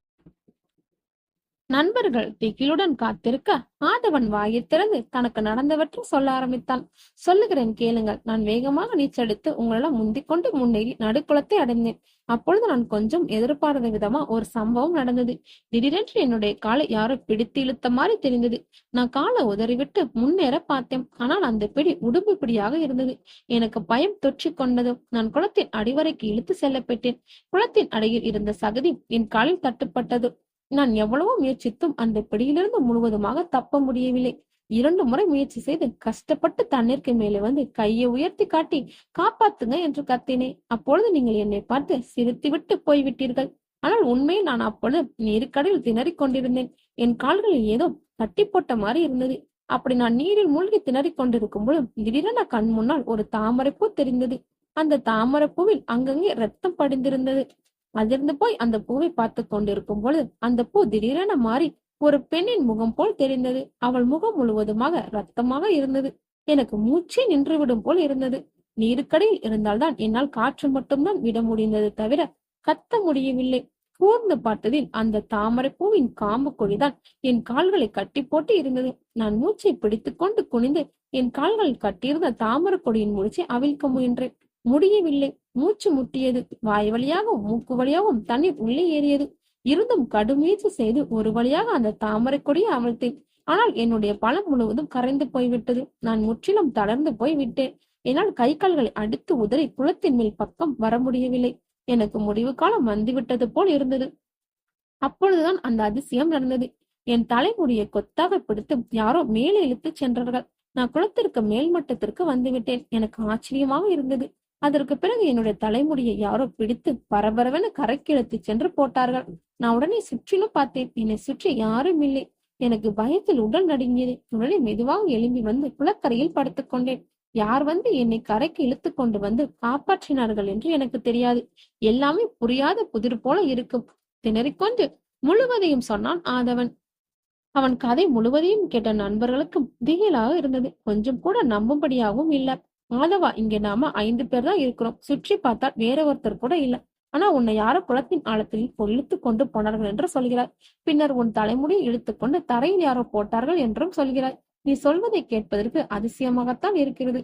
நீ ஏதோ குழம்பு போய் உளறுகிறாய் என்றுதான் தோன்றுகிறது என்றான் நண்பன். இல்ல நண்பா, நடந்ததெல்லாம் உண்மைதான். இறைவன் தான் என்னை காப்பாற்றினார் என ஆதவன் சத்தியம் செய்தான். சரி சரி, ரிலாக்ஸ். நீ இங்கே இருக்க வேண்டாம். எல்லாவற்றையும் மறந்துவிட்டு நாம வீட்டுக்கு போகலாம். இன்னைக்கு சாயங்காலம் சினிமாவுக்கு போகலாம் என்று இருக்கிறோம். நீ இந்த அதிர்ச்சியிலிருந்து மீள வேண்டுமானால் கொஞ்சம் ரிலாக்ஸா எங்க கூட சினிமாக்கு வா, எல்லாம் மறந்து நிம்மதியா சந்தோஷமா படத்தை பார்க்கலாம். என்ன வருவாய் இல்லையா என நண்பன் கேட்டான். நிச்சயமா வருகிறேன் என்றான் ஆதவன். பிறகு எல்லோரும் கிளம்பி அவரவர் வீட்டிற்கு சென்றார்கள். வீட்டுக்கு சென்ற ஆதவனுக்கு ஒரே மனக்குழப்பமாக இருந்தது. அவனுக்கு இன்னும் தீர்வு கிடைக்கவில்லை. ஏன் தன்னை கொலை பண்ண முயற்சி செய்கிறான்? ஆற்றின் நீருக்குள் தோன்றி அந்த பெண்ணின் முகம் யாருடையது? ஆற்றில் மூழ்கியது போது யார் வந்து காப்பாற்றினார்கள்? எனக்கு மட்டும் ஏன் இப்படி நடக்கிறது? நான் யாருக்கும் எந்த தப்பும் கொடுமையும் செய்யவில்லையே. நண்பரும் சித்தரும் தன்னை கொலை செய்வதற்கு ஒரு பெண் முயல்கிறார் என்று சொல்கிறார்களே, எதற்காக? காரணம் தெரியாமல் மூளையை கசக்கிக் கொண்டு இருந்தான் ஆதவன். ஒரு வழியாக மணி சாயங்காலம் 4 மணி ஆனது. நண்பர்கள் வீட்டில் வந்து கூடிவிட்டார்கள். இன்று சினிமாவுக்கு போய்தான் ஆக வேண்டும் என்று நிர்பந்தமாக சொல்லிவிட்டார்கள். மணி 5:30 ஆனதும் 5 பேரும் சேர்ந்து தங்களுடைய மோட்டார் சைக்கிளில் சினிமாவுக்கு புறப்பட்டார்கள். ஆதவன் தன்னுடைய மோட்டார் பைக்கில் தனியாக போனான். மற்றவர்கள் 2 பேராக 2 பைக்கில் கிளம்பினார்கள். எப்போதும் போல போலீசுக்கு பயந்து கிராமத்து ரோடு வழியாக சென்றார்கள். சினிமா தியேட்டரை அடைந்து படத்தை பார்த்துவிட்டு மீண்டும் திரும்பினார்கள். மீண்டும் 10 மணிக்கு அதே கிராமத்தை சாலை வழியாக திரும்பி வந்து கொண்டிருந்தார்கள். குளிர்ந்த காற்று மூக்கே தொளித்தது. அந்த இடமே மயான அமைதியாக இருந்தது. எப்பொழுது போல் ஆற்றில் தண்ணீர் நிறைந்து சலசலவென்று ஓசையுடன் சென்று கொண்டிருந்தது. கிராமத்து எல்லையை அடைந்தார்கள். வழக்கம் போல் விரட்டும் நாய்கள் இன்றி இல்லை. அப்படியே இருந்தாலும் அன்றைக்கு அந்த நாய்களுக்கு கிடைத்த அடியால் நிச்சயமா இவர்களை நெருங்க அச்சப்படும். பூரண நிலவு இன்று ஒளியை அள்ளி வீசியது. ரோடு பார்க்க பளிச்சென்று இருந்தது. காற்றில் பறந்து கொண்டிருந்த சிறு சிறு வண்டுகளும் முகத்தை அடித்து சென்றன. ஆதவன் மிக கவனமாக ரோட்டை பார்த்து கொண்டே ஓட்டினான். திடீரென அவன் முகத்துக்கு முன்னால் ஒரு மின்னல் கீச்சு குறுக்கே பாய்ந்து ஆற்றுக்குள் போன மாதிரி இருந்தது. திடுக்கிட்டு அவன் வண்டியை ஓட்டிக்கொண்டே பக்கவாட்டில் திரும்பி ஆற்றங்கரையை பார்த்தான். அப்போது ஆற்றங்கரையில் படர்ந்திருந்த செடிகளுக்கிடையே ஒரு உருவம் நின்று கொண்டிருப்பதை பார்த்தான். கூர்ந்து பார்க்கையில் ஒரு பெண் நிலா வெளிச்சத்தில் நின்று கொண்டு இவனையே பார்ப்பது போல தெரிந்தது. அவள் வெண்ணிற சேலை உடுத்தியிருந்தாள். நிலா வெளிச்சத்தில் அவள் முகம் பளிச்சென்று அழகாக தெரிந்தது. ஆனால் கண்கள் நெருப்பு உருண்டை போல் தனியாக தெரிந்தது. அவளை பார்த்த கண்களை திருப்ப முடியாமல் திணறிய ஆதவன் வண்டி சீராக ஓடுவதை கவனிக்க தவறிவிட்டான். அவனை அறியாமலே வண்டி ரோட்டில் ஓரத்தில் பள்ளத்தில் இறங்கியது. சுதாரித்து கொண்ட ஆதவன் உடனே சீரழிவுக்கு வந்து வண்டியை திருப்பினான். திரும்பிய வண்டியை சமாளிக்க முடியாமல் அங்கேயே வண்டியோடு சறுக்கி விழுந்தான்.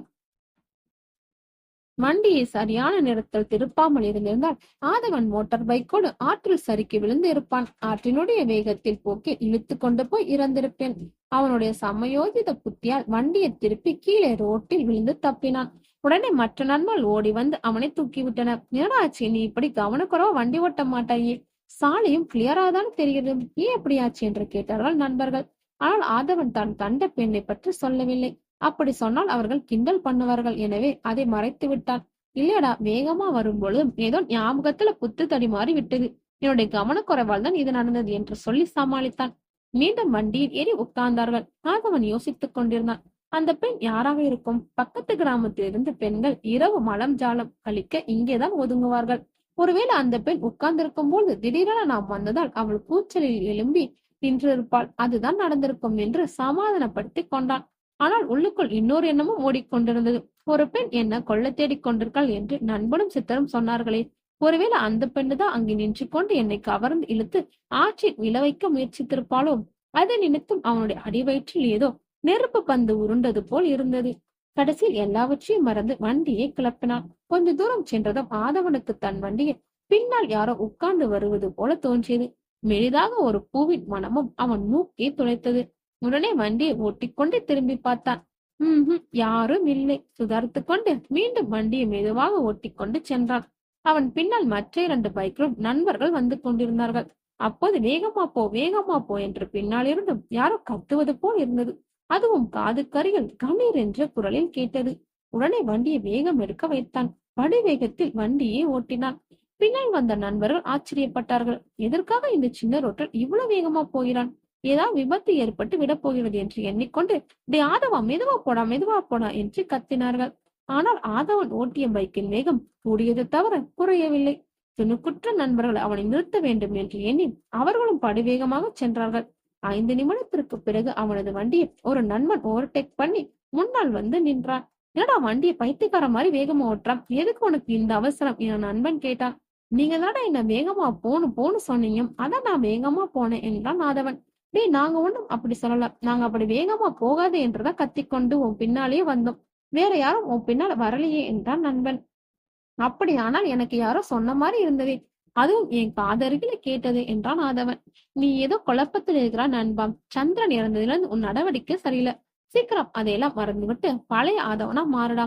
நார்மல் லைஃபுக்கு வா என்று சொல்லிவிட்டு அந்த இடத்தை விட்டு கிளம்பினார்கள். ஒருவேளை அந்த பெண் தான் என்னை வேகமாக போக சொல்லி விபத்துக்கு வழிவகுத்திருப்பாளோ? வண்டியின் பின்னால் யாரோ இருந்த மாதிரி இருந்ததே. பூவின் மனமும் வந்ததே. ஒருவேளை அந்த பெண்ணாகத்தான் இருக்குமோ? இது அந்த பெண்ணின் வேலையாகத்தான் இருக்கும். ஆதவனுக்கு உடனே பயம் வந்தது. நண்பர்கள் கூடவே மெதுவாக வண்டியை ஓட்டிக்கொண்டு போனான். வீட்டை அடைந்த ஆதவன் பலவித எண்ணங்களோடு கட்டிலில் படுத்தான். அவனுக்கு நடப்பதெல்லாம் விசித்திரமாகவே தோன்றியது. யார் அந்த பெண் என்ற நினைப்பு அவன் மனதில் ஓடிக்கொண்டே இருந்தது. மறுநாள் காலை ஒரு 6 மணி இருக்கும். அவனுக்கு ஒரு போன் கால் வந்தது. அவனுடைய கார் கம்பெனி முதலாளி அவனை உடனே வரச் சொன்னார். ஆதவம், அவசரமா மதுரை பக்கம் உனக்கு போக வேண்டி இருக்கு. அங்க உள்ள ஒரு பெரிய காளியம்மன் கோவிலுக்கு பூஜைகள் செய்ய இங்கிருந்து ஒரு குடும்பம் போகுது. 2 நாள் ட்ரிப்பா இருக்கலாம். நீ உடனே கிளம்பி வா என்று சொல்லிவிட்டு போனை கட் பண்ணார். சிறிது நேரம் தன் பைக்கை எடுத்துக்கொண்டு கார் கம்பெனிக்கு சென்று வண்டி எடுத்துக்கொண்டு அந்த குறிப்பிட்ட விலாசத்திற்கு சென்று அந்த குடும்பத்தை காரில் ஏற்றிக்கொண்டார். மத்தியானம் 1 மணி அளவில் அந்த கோவிலை அடைந்தார்கள். அங்கு ஏற்கனவே பூஜைகளை ஆரம்பிக்க தயாராக பூசாரி நின்று கொண்டிருந்தார். உச்சிக்கால பூஜை ஆரம்பித்தது. கிடா வெட்டி சமையல் ரெடியாகி கொண்டு இருந்தது. பூஜை உக்கிரமான நிலை அடைந்தது. திடீரென்ற ஒருத்தருக்கு அருள் வந்துவிட்டது. ஆவேசமா ஆடிக்கொண்டிருந்தார். திடீரென அந்த குடும்பத்தாரை ஒவ்வொருவராக அழைத்து அருள் வாக்கு சொல்லிக் கொண்டிருந்தார். அப்பொழுது ஆதவன் தன் காரில் பக்கத்தில் நின்று கொண்டு போனில் பேசிக் கொண்டிருந்தான். அதே நேரத்தில் சாமி ஆடுபவர் ஆட்டத்தையும் பார்த்து கொண்டிருந்தான். குடும்பத்தாருக்கு குரல் சொல்லிக் கொண்டிருந்த அந்த சாமி ஆடுபவர் திடீரென ஆதவனை கை காட்டி அழைத்தார். ஆதவனும் ஏதோ சாமி ஆடுபவர் கூப்பிடுகிறார் என்று நினைத்துக் கொண்டு வேகமாக பக்கத்தில் போனார். குடும்பத்தாரும் ஆச்சரியத்துடன் அதை பார்த்தார்கள். பொதுவாக ஒரு குடும்பத்தார் பூஜை செய்தால் சாமி ஆடுவர் அந்த குடும்பத்தாருக்கு மட்டுமே குறி சொல்வார். இன்று அவர் செய்தது வித்தியாசமாகப்பட்டது. சாமியாடி கொண்டிருந்தவர் ஆதவனை பார்த்து, ஏய், உனக்கு ஒரு ஆபத்து காத்திருக்கிறது. உன் உயிரை வாங்க ஒரு பெண் உன் பின்னால் தொடர்ந்து வந்து கொண்டே இருக்கிறாள். அவள் உன்னை பழி வாங்குவதற்காக வந்திருக்கிறாள். நீ கவனமாக இரு, பாதுகாப்பா இருந்து கொள் மகனே.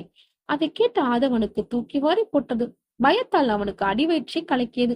தொடர்ந்து நமக்கு இப்படி ஒரு எச்சரிக்கை வந்து கொண்டே இருக்கிறது என்று கலவரத்தில் ஆழ்ந்தான்.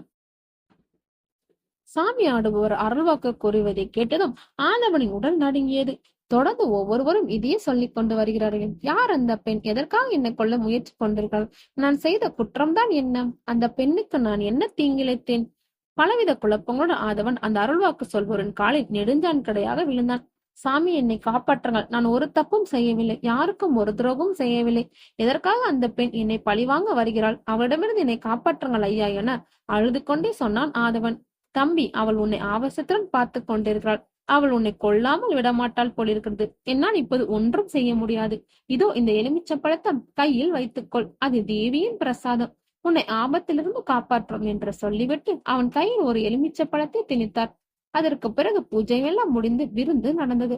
ஆனால் ஆதவனுக்கு சாப்பிடவே மனமில்லை. தண்ணீரை குடித்துக் கொண்டே சமாளித்தான். ஒரு வழியாக எல்லாம் முடிந்தும் அனைவரும் வீட்டுக்கு திரும்பினார்கள். வீட்டுக்கு திரும்பி வந்த ஆதவன் தன்னோட கட்டிலில் படுத்துக்கொண்டு குழப்பத்தில் இருந்தான். தன்னை ஒரு பெண் கொல்ல போவதாக இதுவரை 3 பேர் சொல்லிவிட்டார்கள். ஆனால் ஒருவர் கூட அதற்கான காரணம் சொல்லவில்லை. நான் என்னதான் செய்வது? கடவுளை, நீதான் என்னை காப்பாற்ற வேண்டும். மணி மாலை 3 ஆனது. திடீரென்று வீடு ஒரே கலவரமா மாறியது. என்ன விஷயம் என்று தெரிந்து கொள்ள ஆதவன் தன் அறையை விட்டு வெளியே வந்தான்.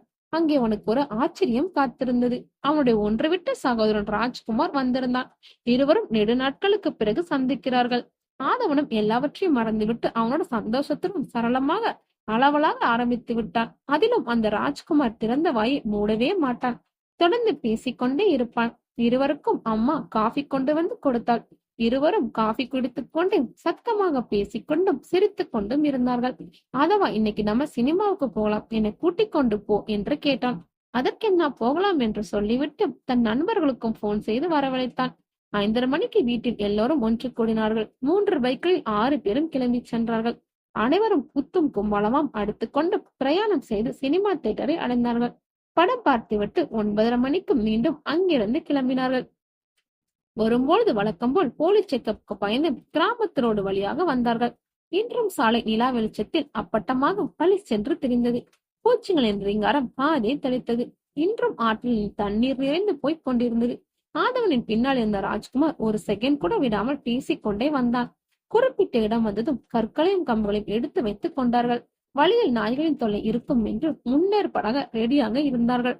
ஆனால் இன்று அவர்களுடைய அதிர்ஷ்டம் ஒரு நாயும் காணப்படவில்லை. ஒருவேளை இவர்களுக்கு பயந்து அது ஒளிந்து கொண்டு விட்டதோ என்று தெரியவில்லை. எனவே அந்த ரோட்டில் மெதுவாக போய்க் கொண்டிருந்தார்கள். இயற்கை வளம் மிகுந்த அந்த கிராமம் பூரண நிலாவின் வெளிச்சத்தில் அவர்கள் கண்களுக்கும் அற்புதமாக தெரிந்தது. பக்கத்தில் ஓடிக்கொண்டிருந்த ஆற்றிலிருந்து குளிர்ந்த காற்று வீசி அவர்கள் முகத்தை பரவசப்படுத்தியது. கிராமத்தை கடக்கும் பொழுதும் ஆதவனின் முகம் தனிச்சையாக ஆற்றங்கரையை நோக்கியது. அன்று போல் இன்றும் ஏதாவது ஒரு பெண் தென்படுகிறாளா என்று பார்த்தான். ஆனால் அவனுடைய துரதிர்ஷ்டம் அந்த அழகான பெண்ணை காணவில்லை. கொஞ்சம் ஏமாற்றமாகத்தான் இருந்தது. ஒரு 5 நிமிடம் சென்றிருப்பார்கள். திடீரென ஆதவனின் மோட்டார் பைக் நின்று விட்டது. உடனே இறங்கி பெட்ரோல் டேங்கை திறந்து பார்த்தான். பெட்ரோல் பாதி டேங்குக்கு இருந்தது. கிக் அடித்து பார்த்தான். ஸ்டார்ட் ஆகவில்லை. நண்பர்களும் வந்து உதவி புரிந்தார்கள். பைக் எதற்காக ஸ்டார்ட் ஆக மாட்டேன் என்கிறது என்று புரியாமல் நின்றார்கள். அப்போது பக்கத்து கிராமத்தைச் சேர்ந்த ஒருவன் அங்கே வந்தான். அவனும் முயற்சி செய்து பார்த்துவிட்டு கடைசியில் இங்கிருந்து கொஞ்ச தூரத்தில் ஒரு மோட்டார் மெக்கானிக் ஷாப் இருக்கிறது, அங்க போய் பாருங்க, இப்பொழுது அந்த கடையை அடைக்கும் நேரம்தான், அதற்கு முன்னால வேகமா போய் சேருங்கள் என்று சொல்லிவிட்டு அவன் போனான். உடனே நண்பர்கள் ஆதவனின் வண்டியை டோக் செய்து கொண்டு போனார்கள். கிராமத்தால் சொன்ன மாதிரி 2 வீலர் ரிப்பேர் கடையும் வந்தது. அவரும் கடையை பூட்டிவிட்டு புறப்பட தயாராக நின்று கொண்டிருந்தான். இவர்களை பார்த்ததும் நின்று கொண்டான். அப்பொழுது ராஜ்குமார் ஆதவனின் காதில் வந்து தனக்கு யூரின் வருகிறது என்று சொன்னான். உடனே ஆதவன் போயிட்டு வா என்று சொன்னான். ராஜ்குமார் உடனே தன் பக்கத்தில் இருந்த பள்ளத்தில் இறங்கி சென்றான். அந்த பக்கம் ஆறு ஓடிக்கொண்டிருந்தது. இங்க மெக்கானிக் பைக்கை சோதனை செய்து பார்த்தான். அவனால் ஒன்றும் கணிக்க முடியவில்லை. கடைசியில் பைக்கை ஸ்டார்ட் செய்து பார்த்தான். பைக் உடனே ஸ்டார்ட் ஆகிவிட்டது. எல்லோரும் ஆச்சரியப்பட்டார்கள். எதற்காக வண்டி நின்றது என்று புரியாமல் நின்றார்கள். மெக்கானிக்கும் ஒன்றும் புரியவில்லை. கடைசியில் மெக்கானிக்கு நன்றி சொல்லிவிட்டு கிளம்ப தயாரானார்கள். வண்டியில் ஏறிய ஆதவன் ராஜ்குமாரை காணாது தேடினான். ராஜ்குமார் அங்கு இருட்டில் ரோட்டின் கரையோரம் உட்கார்ந்து கொண்டு ஆற்றையே வெறித்து பார்த்து கொண்டிருந்தான். ஆதவன் அவனை கூப்பிட்டு பார்த்தான். அவன் அசையாமல் அங்கேயே உட்கார்ந்து கொண்டிருந்தான். உடனே ஆதவன் அவன் அருகில் சென்று அவனுடைய தோலை ஒலிக்கும், டே ராஜ்குமார், எழுந்திரடா, எவ்வளவு நேரமா கூப்பிட்டு கொண்டிருக்கேன் என்று சொன்னான். அப்போது யாரும் எதிர்பாராத விதமாக ராஜ்குமார் பட்டென்று திரும்பி பார்த்து கோபத்தில் முறைத்தான். அவன் பார்வையில் அண்ணல் தெரித்தது.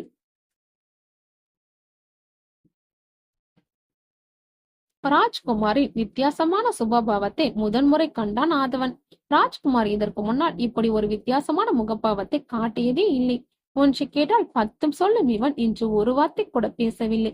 ஏன் இந்த திடீர் மாற்றம்? எதையாவது பார்த்து பயந்து விட்டானா? ஒன்றும் புரியாமல் விழுத்து நின்றார்கள் மற்றவர்கள். சரி, வீட்டில் போய் பார்த்து கொள்ளலாம் என முடிவெடுத்துக் கொண்டு அவனை பைக்கில் உட்கார வைத்து வீட்டுக்கு கிளம்பினார்கள். போகிற வழியில் ஆதவன் எத்தனையோ அவனிடம் கேள்விகள் கேட்டும் ஒன்றுக்குமே பதில் பேசாமல் அமைதியாக வந்து கொண்டிருந்தான். வீட்டுக்கு வந்தவுடன் அமைதியாக உள்ளே நுழைந்து நேராக ஆதவன் பெட்ரூமுக்குள் சென்று போய் படுத்துக் கொண்டான் ராஜ்குமார். எதை கேட்டாலும் படபடவென்று பதில் பேசும் ராஜ்குமார் ஒரு வார்த்தை பேசாததை கண்டு ஆதவனுக்கு வருத்தமாக இருந்தது. படுத்து கொஞ்ச நேரத்தில் 2 பேரும் தூங்கினார்கள். நடுஇரவு மணி 12 ஆனது. ஆழ்ந்த துக்கத்தில் இருந்த ஆதவனுக்கு திடீரென்று யாரோ அவனை பிடித்து அமுக்குவது போல இருந்தது. அவனுடைய கழுத்தை பிடித்து யாரோ நெருக்குவது போல் இருந்தது. முன்னால் நடந்தது போல் இதுவும் ஒரு கனவாக இருக்குமோ என்று மனதுக்குள் எண்ணிக்கொண்டு அந்த பிடியிலிருந்து விடுபட முயற்சித்தான். ஒரு கட்டத்தில் இது உண்மையா நடக்கிறது என்று உணர்ந்து கொண்ட ஆதவன் கை கால்களை உதறிக்கொண்டு கண் விழித்தான். அங்கே அவன் பார்த்த அதிர்ச்சி அடைவதாக இருந்தது. ஆதவனுடைய மார்பின் மேல் ஏறி உட்கார்ந்து கொண்டு ராஜ்குமார் அவன் கழுத்தை நிறுத்து கொண்டு இருந்தான். உன்னை நான் கொல்லாமல் விட மாட்டேன், என்னை கொஞ்சம் உன்னை பழிவாங்காமல் விட மாட்டேன், நீ சாவுடா என்று கத்திக்கொண்டு ஆதவன் கழுத்தை விடாமல் பிடித்துக் கொண்டு இருந்தான். ஆதவனுக்கு மூச்சு திணறியது. எவ்வளவு முயன்றும் ராஜ்குமாரன் கைகளை தன்னுடைய கழுத்திலிருந்து பிரித்து எடுக்க முடியவில்லை. சிக்கி திணறினான் ஆதவன். தன் 2 கைகளை கொண்டு அவனை தாக்கினான். ஆனால் எவ்வளவு அடித்தாலும் ராஜ்குமார் கொஞ்சம் கூட அசராமல் ஆதவனின் கழுத்தையை பிடித்து இறுக்கமாக நெருக்கி கொண்டிருந்தான். ஆதவன் முக்கி முணங்கிக் கொண்டு கத்தி கதறினான். கூப்பாடு போட்டான். உயிர் பயத்தில் கோழி சத்தம் போட்டான். இவனுடைய இந்த அதீத கதறலை கேட்ட ஆதவனின் பெற்றோர் ஓடி வந்து ஆதவன் அறைக்குள் நுழைந்தார்கள். அங்கே அவர்கள் கண்ட காட்சி அதிர்ச்சி அடைய வைத்தது. இருவருக்கும் ஏதோ பிரச்சனையாக இருக்கலாம், அதுக்குதான் சண்டை போட்டுக் கொண்டார்கள் என்று முதலில் நினைத்தார்கள். ஆனால் ராஜ்குமாரின் உக்கிரமான கோபத்தை பார்த்து பிரச்சனை வேறு விதமா போயிருது என்று முடிவெடுத்து 2 பேரையும் பிரிக்க முயற்சித்தார்கள். ஆனால் ராஜ்குமார் இப்பொழுது மிகவும் பலம் மிக்கவனாக இருந்தான். ஆனால் ஆதவனின் அப்பா சிரமப்பட்டு ராஜ்குமாரை அடித்திழுத்து பிரித்து எடுத்து விட்டார். ராஜ்குமாரை கீழே தள்ளிவிட்டு தன் மகன் ஆதவனை இழுத்துக் கொண்டு வெளியே வந்தவர் கதவையும் பூட்டிவிட்டார். நடுவிரைவில் இவர்களுடைய கூக்குரலை கேட்டு அக்கம் பக்கத்தில் இருந்தவர்கள் எல்லாரும் வீட்டுக்குள் ஓடி வந்து விட்டார்கள். வந்தவர்கள் என்ன பிரச்சனை என்று கேட்டு தெரிந்து கொண்டார்கள். அந்த கூட்டத்தில் ஒரு 90 வயது மூதாட்டியும் இருந்தாள். அந்த மூதாட்டி அடைக்கப்பட்ட கதவின் அருகில் சென்று காதை வைத்து கூர்மையாக கேட்டாள். உள்ளே இருந்து உன்னை கொல்லாமல் விடமாட்டேன், கொன்றே தீருவேன், உன்னை பழி வாங்காமல் விடமாட்டேன் என்று உள்ளே இருந்து கத்தல் சத்தம் வெளிப்பட்டது. முழுவதுமாக கேட்ட மூதாட்டி ஆதவனின் பெற்றோரிடம் வந்து, இது சாதாரண பிரச்சனை இல்லையப்பா, உள்ளே இருப்பவனை ஏதோ ஆன்மா ஆட்கொண்டிருக்கிறது, அதுவும் ஒரு பெண்ணின் ஆன்மா போல் தெரிகிறது. நீங்கள் இவனை அழைத்துக் கொண்டு மாரியம்மன் கோவிலுக்கு அழைத்து செல்லுங்கள், அங்கே உங்களுக்கு பதில் கிடைக்கலாம். அம்மா உங்களுக்கு நிவாரணம் தருவாள், தாமதிக்க வேண்டாம் என்று சொல்லிவிட்டு அங்கிருந்து கிளம்பி சென்றாள் அந்த மூதாட்டி. அகவனின் பெற்றோர் அதிர்ச்சி அடைந்து நின்றார்கள். உள்ளே இருந்து ராஜ்குமார் கத்திக்கொண்டே இருந்தான். எப்போது விடியும் என்று எல்லோரும் காத்து கொண்டிருந்தார்கள். உள்ளே ராஜ்குமார் கத்துவதும் பிறகு கொஞ்சம் நேரம் அமைதியாக இருப்பதும் மீண்டும் கத்துவதுமாக இருந்தான். ஒரு வழியா காலை 7 மணி ஆனதும் ஆதவனின் அப்பா அந்த பூட்டி அறையின் கதவை திறந்தார். ஆவேசமாக வெளியே வந்தான் ராஜ்குமார். கையில் கிட்டியவர்களை அடித்தும் கடித்தும் துன்புறுத்தினான். அப்பொழுது ஆதவனுக்கு ஒரு யோசனை தோன்றியது. அன்று மதுரையில் கோவிலில் பூசாரி ஒரு எலுமிச்சம்பழத்தை கொடுத்திருந்தார். ஓடிப்போய் அந்த எலுமிச்சம்பழத்தை எடுத்து கொண்டு வந்து அட்டகாசம் செய்து கொண்ட ராஜ்குமார் கையில் கொடுத்தான். அதை பார்த்து பயந்து பின்வாங்கினான் ராஜ்குமார். பழத்தை வாங்குவதற்கு மறுத்தான். ஆனால் ஆதவன் விடாமல் அவன் கையில் அழித்து கொடுத்து திணித்தான். அடுத்த நொடி ராஜ்குமார் அமைதியடைந்து ஒரு இடத்தில் உட்கார்ந்தான். அதற்கு பிறகு ராஜ்குமார் எல்லோரும் சேர்ந்து பிடித்து ஒரு காரில் அமர்த்தி கோயிலுக்கு கூட்டிச் சென்றார்கள். அங்கே அப்போதுதான் பூஜை நடந்து முடிந்திருந்தது. இவர்களை பார்த்ததும் அங்கிருந்த பூசாரி ஓடி வந்தார். அமைதியாகவே அதே நேரம் உக்கிர பார்வையில் இருந்த ராஜ்குமார் மீது தன் கையோடு கொண்டு வந்திருந்த திருநீரை பூசினார். பூசாரிடம் விவரம் தெரிவிக்கப்பட்டது. அவரும் மந்திரங்களை கொண்டு ஜெபிக்க ஆரம்பித்தார். ஆனால் ராஜ்குமாரிடமிருந்து ஒரு எதிர்வினையும் இல்லை. அப்போதான் பூசாரி ராஜ்குமார் கையிலிருந்து எலுமிச்சம் பழத்தை பார்த்தார். அந்த பழத்தை அவனிடமிருந்து திரும்ப வாங்க சொன்னார். சாமி, அந்த பழத்தை பிடுங்கினால் அவன் ரொம்ப அட்டகாசம் செய்வான், எல்லாரையும் அடிப்பான், பிறகு அவனை அடக்க முடியாமல் போய்விடும் சாமி என ஆதவன் சொன்னான். பரவாயில்ல, அந்த பழத்தை அவன் கையிலிருந்து பிடுங்குங்கள், அதற்கு பிறகுதான் அவனை, அதாவது அவன் உள்ளிருக்கும் ஆவியை பேச வைக்க முடியும். அப்பொழுதுதான் நமக்கு உண்மை தெரிய வரும். அதற்கு பிறகு நாம் ஏதாவது பரிகாரம் செய்து அந்த ஆவியை அவன் உடம்பிலிருந்து வெளியேற்றலாம் என பூசாரி உறுதியாக சொன்னார். ராஜ்குமார் உள்ளே இருந்த பெண்ணின் ஆவியும் எலுமிச்சம் பழத்தை கையிலிருந்து எப்பொழுது எடுப்பார்கள் என்று காத்து கொண்டிருந்தது. ராஜ்குமாரின் பார்வை அந்த எலுமிச்ச பழத்திலே இருந்தது. என்னவோ தெரியவில்லை, அந்த பழம் ராஜ்குமாரின் கையில் ஒட்டி கண்டது போல் இருந்தது. ராஜ்குமாரன் அந்த பழத்தை தன் கையால் உதறி தூர எறிய முடியவில்லை. அது அத்தனை சக்தி வாய்ந்ததாக இருந்தது. அந்த எலுமிச்ச பழம் ராஜ்குமார் உள்ளிருந்த ஆவியில் முழுவதுமாக கட்டுப்படுத்திக் கொண்டே இருந்தது. ராஜ்குமார் உறைந்து கொண்டே இருந்தான். அவனுடைய மார்பு மேலும் கீழுமாக இறங்கியது. அவனுடைய பார்வை ஆதவன் கழுத்திலேயே இருந்தது. பூசாரியின் உறுதியான பேச்சை கேட்ட பிறகு ஆதவனின் அப்பா ராஜ்குமார் கையிலிருந்து எலுமிச்ச பழத்தை பிரித்தெடுத்தார். அவ்வளவுதான். அதற்காகவே காத்து கொண்டிருந்த ராஜ்குமார் ஆவேசமாக துள்ளி எழுந்தான். தன்னை கட்டுப்படுத்தி சுற்றி பிடித்தவர்களிடமிருந்து பிடியிலிருந்து மீண்டான். உடனே கையில் கிடத்தவற்றை எடுத்து தூர இருந்தான். அருகில் வந்தவர்களை அடித்து துன்புறுத்தினான். அவனை கட்டுப்படுத்த முடியாமல் அனைவரும் திணறினார்கள். தன்னை சுற்றி இருந்தவர்களை ஒரு முறை பார்த்த ராஜ்குமார் திடீரென ஆதவனின் மேல் பாய்ந்தான். உடனே ஆதவன் அவனை தடுக்க முயன்றான். ஆனால் ராஜ்குமார் படிவேகமான வேகத்தின் முன்னால் ராஜ்குமார் தடுக்க முயற்சி ஏற்படவில்லை. ஆதவனின் மேல் பாய்ந்து அவன் கழுத்தை நிறுத்து, உன்னை நான் கொல்லாமல் விட மாட்டேன், நீயும் உன் நண்பரும் சேர்ந்துதான் என்னை கொன்னீர்கள், என் சாவுக்கு நீங்கள் தான் காரணம், என்னை கொன்ற உன் நண்பனை கொன்று பழி தீர்த்துக் கொண்டேன், இனி நீதான் பாக்கி, உன்னை கொல்ல வேண்டும், பலமுறை முயற்சி செய்து நீ தப்பித்து விட்டாய், இனி என்னால் பொறுத்து கொள்ள முடியாது, இன்றோடு நீ செத்தாய், நீதானே என்னை கொன்ன, விடமாட்டேன் உன்னை. தொண்டையிலிருந்து கத்தினான் ராஜ்குமார். அவனது குரல் சில நேரங்கள் ஆண் குரலாகவும் சில நேரங்களில் பெண் குரலாகவும் மாறி மாறி வந்தது. அதை கேட்ட எல்லோரும் அதிர்ச்சி அடைந்து போய் நின்றார்கள். ராஜ்குமாரின் கோபம் மிக உக்கிரத்தில் இருந்தது. ஆதவன் கழுத்தை இறுகி பிடித்து நெருக்கிக் கொண்டே இருந்தான். ஆதவன் மூச்சு விட திணறினான். அலறி துடித்துக் கொண்டிருந்த ராஜ்குமாரை சுத்தி இருந்த அனைவரும் பிடித்து இழுத்து பார்த்தார்கள். கடைசியில் 5-6 பேர் சேர்ந்து அவனை இறுக்கமாக பிடித்துக் கொண்டார்கள். ராஜ்குமார் ஒரு இன்ச்சு கூட நகர முடியவில்லை. இதையெல்லாம் பார்த்து கொண்டு கேட்டுக்கொண்டிருந்த ஆதவன் அம்மாவும் அழுகையும் பயமும் சேர்ந்து வெளிப்பட்டது. தன் மகனை எப்படியும் இந்த ஆவியிடமிருந்து காப்பாற்றியே தீர வேண்டும் என்ற கவலையுடன் அவள் கண்களிலிருந்து கண்ணீர் வந்தது. அடுத்த அந்த அம்மா செய்த காரியம்தான் சுற்றியிருந்த எல்லாருக்கும் அனுதாபத்தை ஈட்டிக் கொடுத்தது. ஆதவனின் அம்மா ராஜ்குமாரின் காலில் நெடுஞ்சான் கடையாக விழுந்தாள். அழுது கொண்டே அந்த பெண் அவையிடம் வேண்டினாள். அம்மா தாயே, என் மகனை மன்னித்து விட அம்மா, அவன் தெரியாமல் சவதி செய்திருப்பான். நீ சொன்ன விஷயம் அவனுக்கு இன்னும் புரியவில்லை. அவனுக்கு கொலை செய்ய துணிவே கிடையாது அம்மா. நான் அப்படிப்பட்ட ஒரு பிள்ளையை பெற்றெடுக்கவில்லை அம்மா. அவன் மிக நல்லவன். யாருக்கும் துரோகம் செய்து நான் பார்த்ததில்லை. உன் காலை பிடித்து கெஞ்சுகிறேன், அவனை விட்டுவிடு தாயே. அவனுக்கு உயிர் பிச்சை கொடு அம்மா என மன்றாடினாள். முடியாது, நான் அவனை கொல்வேன். என் குடும்பத்தையே நாசப்படுத்தி விட்டான், அனாதையாக்கி விட்டான். அவனை நான் விடமாட்டேன். அவனை கொன்று விட்டுதான் நான் இந்த இடத்தை விட்டு அகலுவேன். யாரும் என்னை தடுக்க முடியாது. ஆவேசமாக கத்தியது ராஜ்குமாரின் உள்ளிருக்கும் பெண்ணான்மா. கடைசியில் பூஜாரி நிறைய மந்திரங்களை ஜெபித்தார். அம்மனுக்கு தீபத்தை காட்டிவிட்டு அதை அவன் முகத்தின் முன்னால் காட்டினார். அந்த தீபத்தை பார்த்ததும் ராஜ்குமார் கதறினான். முகத்தை திருப்பி கொண்டான். அம்மனுக்கு அபிஷேகம் செய்து கமண்டலத்தில் பிடித்து வைத்திருந்த புனித நீரை ராஜ்குமார் மீது தெளித்தார். ராஜ்குமார் சப்தத்துடன் கூச்சலிட்டான். தண்ணீர் தெளிப்பதை நிறுத்துமாறு கத்தினான். கடைசியில் பூசாரி அம்மன் கழுத்தில் இருந்த மாலையை கழட்டி ராஜ்குமாரின் கழுத்தில் அணிவித்தார். இப்போது ராஜ்குமாரின் ஆவேசம் குறைந்தது. அப்பொழுது இந்த பெண்ணாவை உன்னை கொன்னுட்டுதான் போவேன் என்று அடிக்குரலில் மெலிதாக சொல்லிக் கொண்டிருந்தது. ஆனால் அமைதி அடைந்து இருந்தது. அதற்கு பிறகு பூசாரி அந்த ஆவிடம் பேச ஆரம்பித்தார். அம்மா தாயே, உனக்கு என்ன நடந்தது? நீ எதற்காக இவனை பழிவாங்க துடிக்கிறாய்? நீ விவரமாக சொன்னால்தான் எங்களுக்கு புரியும். உன் உயிர் போனது போனதுதான். அதற்கு எங்களால் முடிந்த பரிகாரம் உனக்கு செய்து தர முடியும். நீ என்ன கேட்டாலும் அதை நாங்கள் செய்து தருகிறோம். நீ நடந்ததை சொல் என பூசாரி அழுத்தம் கொடுத்தார். கடைசியில் அந்த ஆவி தலையை குனிந்து கொண்டு பேச ஆரம்பித்தது. சுத்தி இருந்தவர்கள் ராஜ்குமாரின் முகத்தை பார்த்து கொண்டிருந்தார்கள். அப்போது ராஜ்குமார் கண்களிலிருந்து நீர் வழிந்தது. தேம்பி தேம்பி அழுதார். பிறகு வழிந்த கண்ணீரை துடைத்துக் கொண்டு பேச அந்த பெண், ஆமாம், முழுவதுமாக பெண் குரலில் பேசினான் ராஜ்குமார். என் பெயர் தாமரை என்று. தாமரை என்ற பெயரை கேட்டதும் அதிர்ச்சி அடைந்தான் ஆதவன். அதற்கு காரணம் அவனுக்கு மட்டுமே தெரியும். தொடர்ந்தால் தாமரை, எனக்கு ஒரு தங்கை உண்டு. அவள் பெயர் ரோஜா. என்னை விட 1.5 வயது குறைந்தவள். நாங்கள் 2 பேரும் எங்களுடைய அம்மாவின் வீட்டில் வாழ்ந்து கொண்டிருந்தோம். மிகவும் ஏழ்மையான குடும்பம். நான் தான் வெளியே வேலை செய்து பணம் சம்பாதித்து குடும்பத்தை நடத்தி கொண்டு வந்தேன். அம்மாவால் எங்கேயும் போக முடியாது. தங்கை படித்துக் கொண்டிருந்தாள். அவளுக்கு வயது 17. 2 பேரும் என்னையே நம்பிக்கொண்டிருந்தார்கள். அன்று ஒரு நாள் இரவு 10 மணி இருக்கும். நான் மலம் கழிக்க ஆற்றங்கரை பக்கம் ஒதுங்கினேன். எங்கள் வீட்டில் மலர்கொல்லி உரக்கொல்லி ஒன்றும் கிடையாது. நாங்கள் பெண்கள் இரவில் தான் வெளியே ஒதுங்குவோம். அன்றும் ராத்திரியும் அப்படிதான். நதிக்கரையில் ஒதுங்கினேன். தூரத்தில் நாய்கள் குறைத்து கொண்டு வந்தன. சிறிது நேரத்தில் நாய்கள் சத்தம் இல்லாமல் போனது.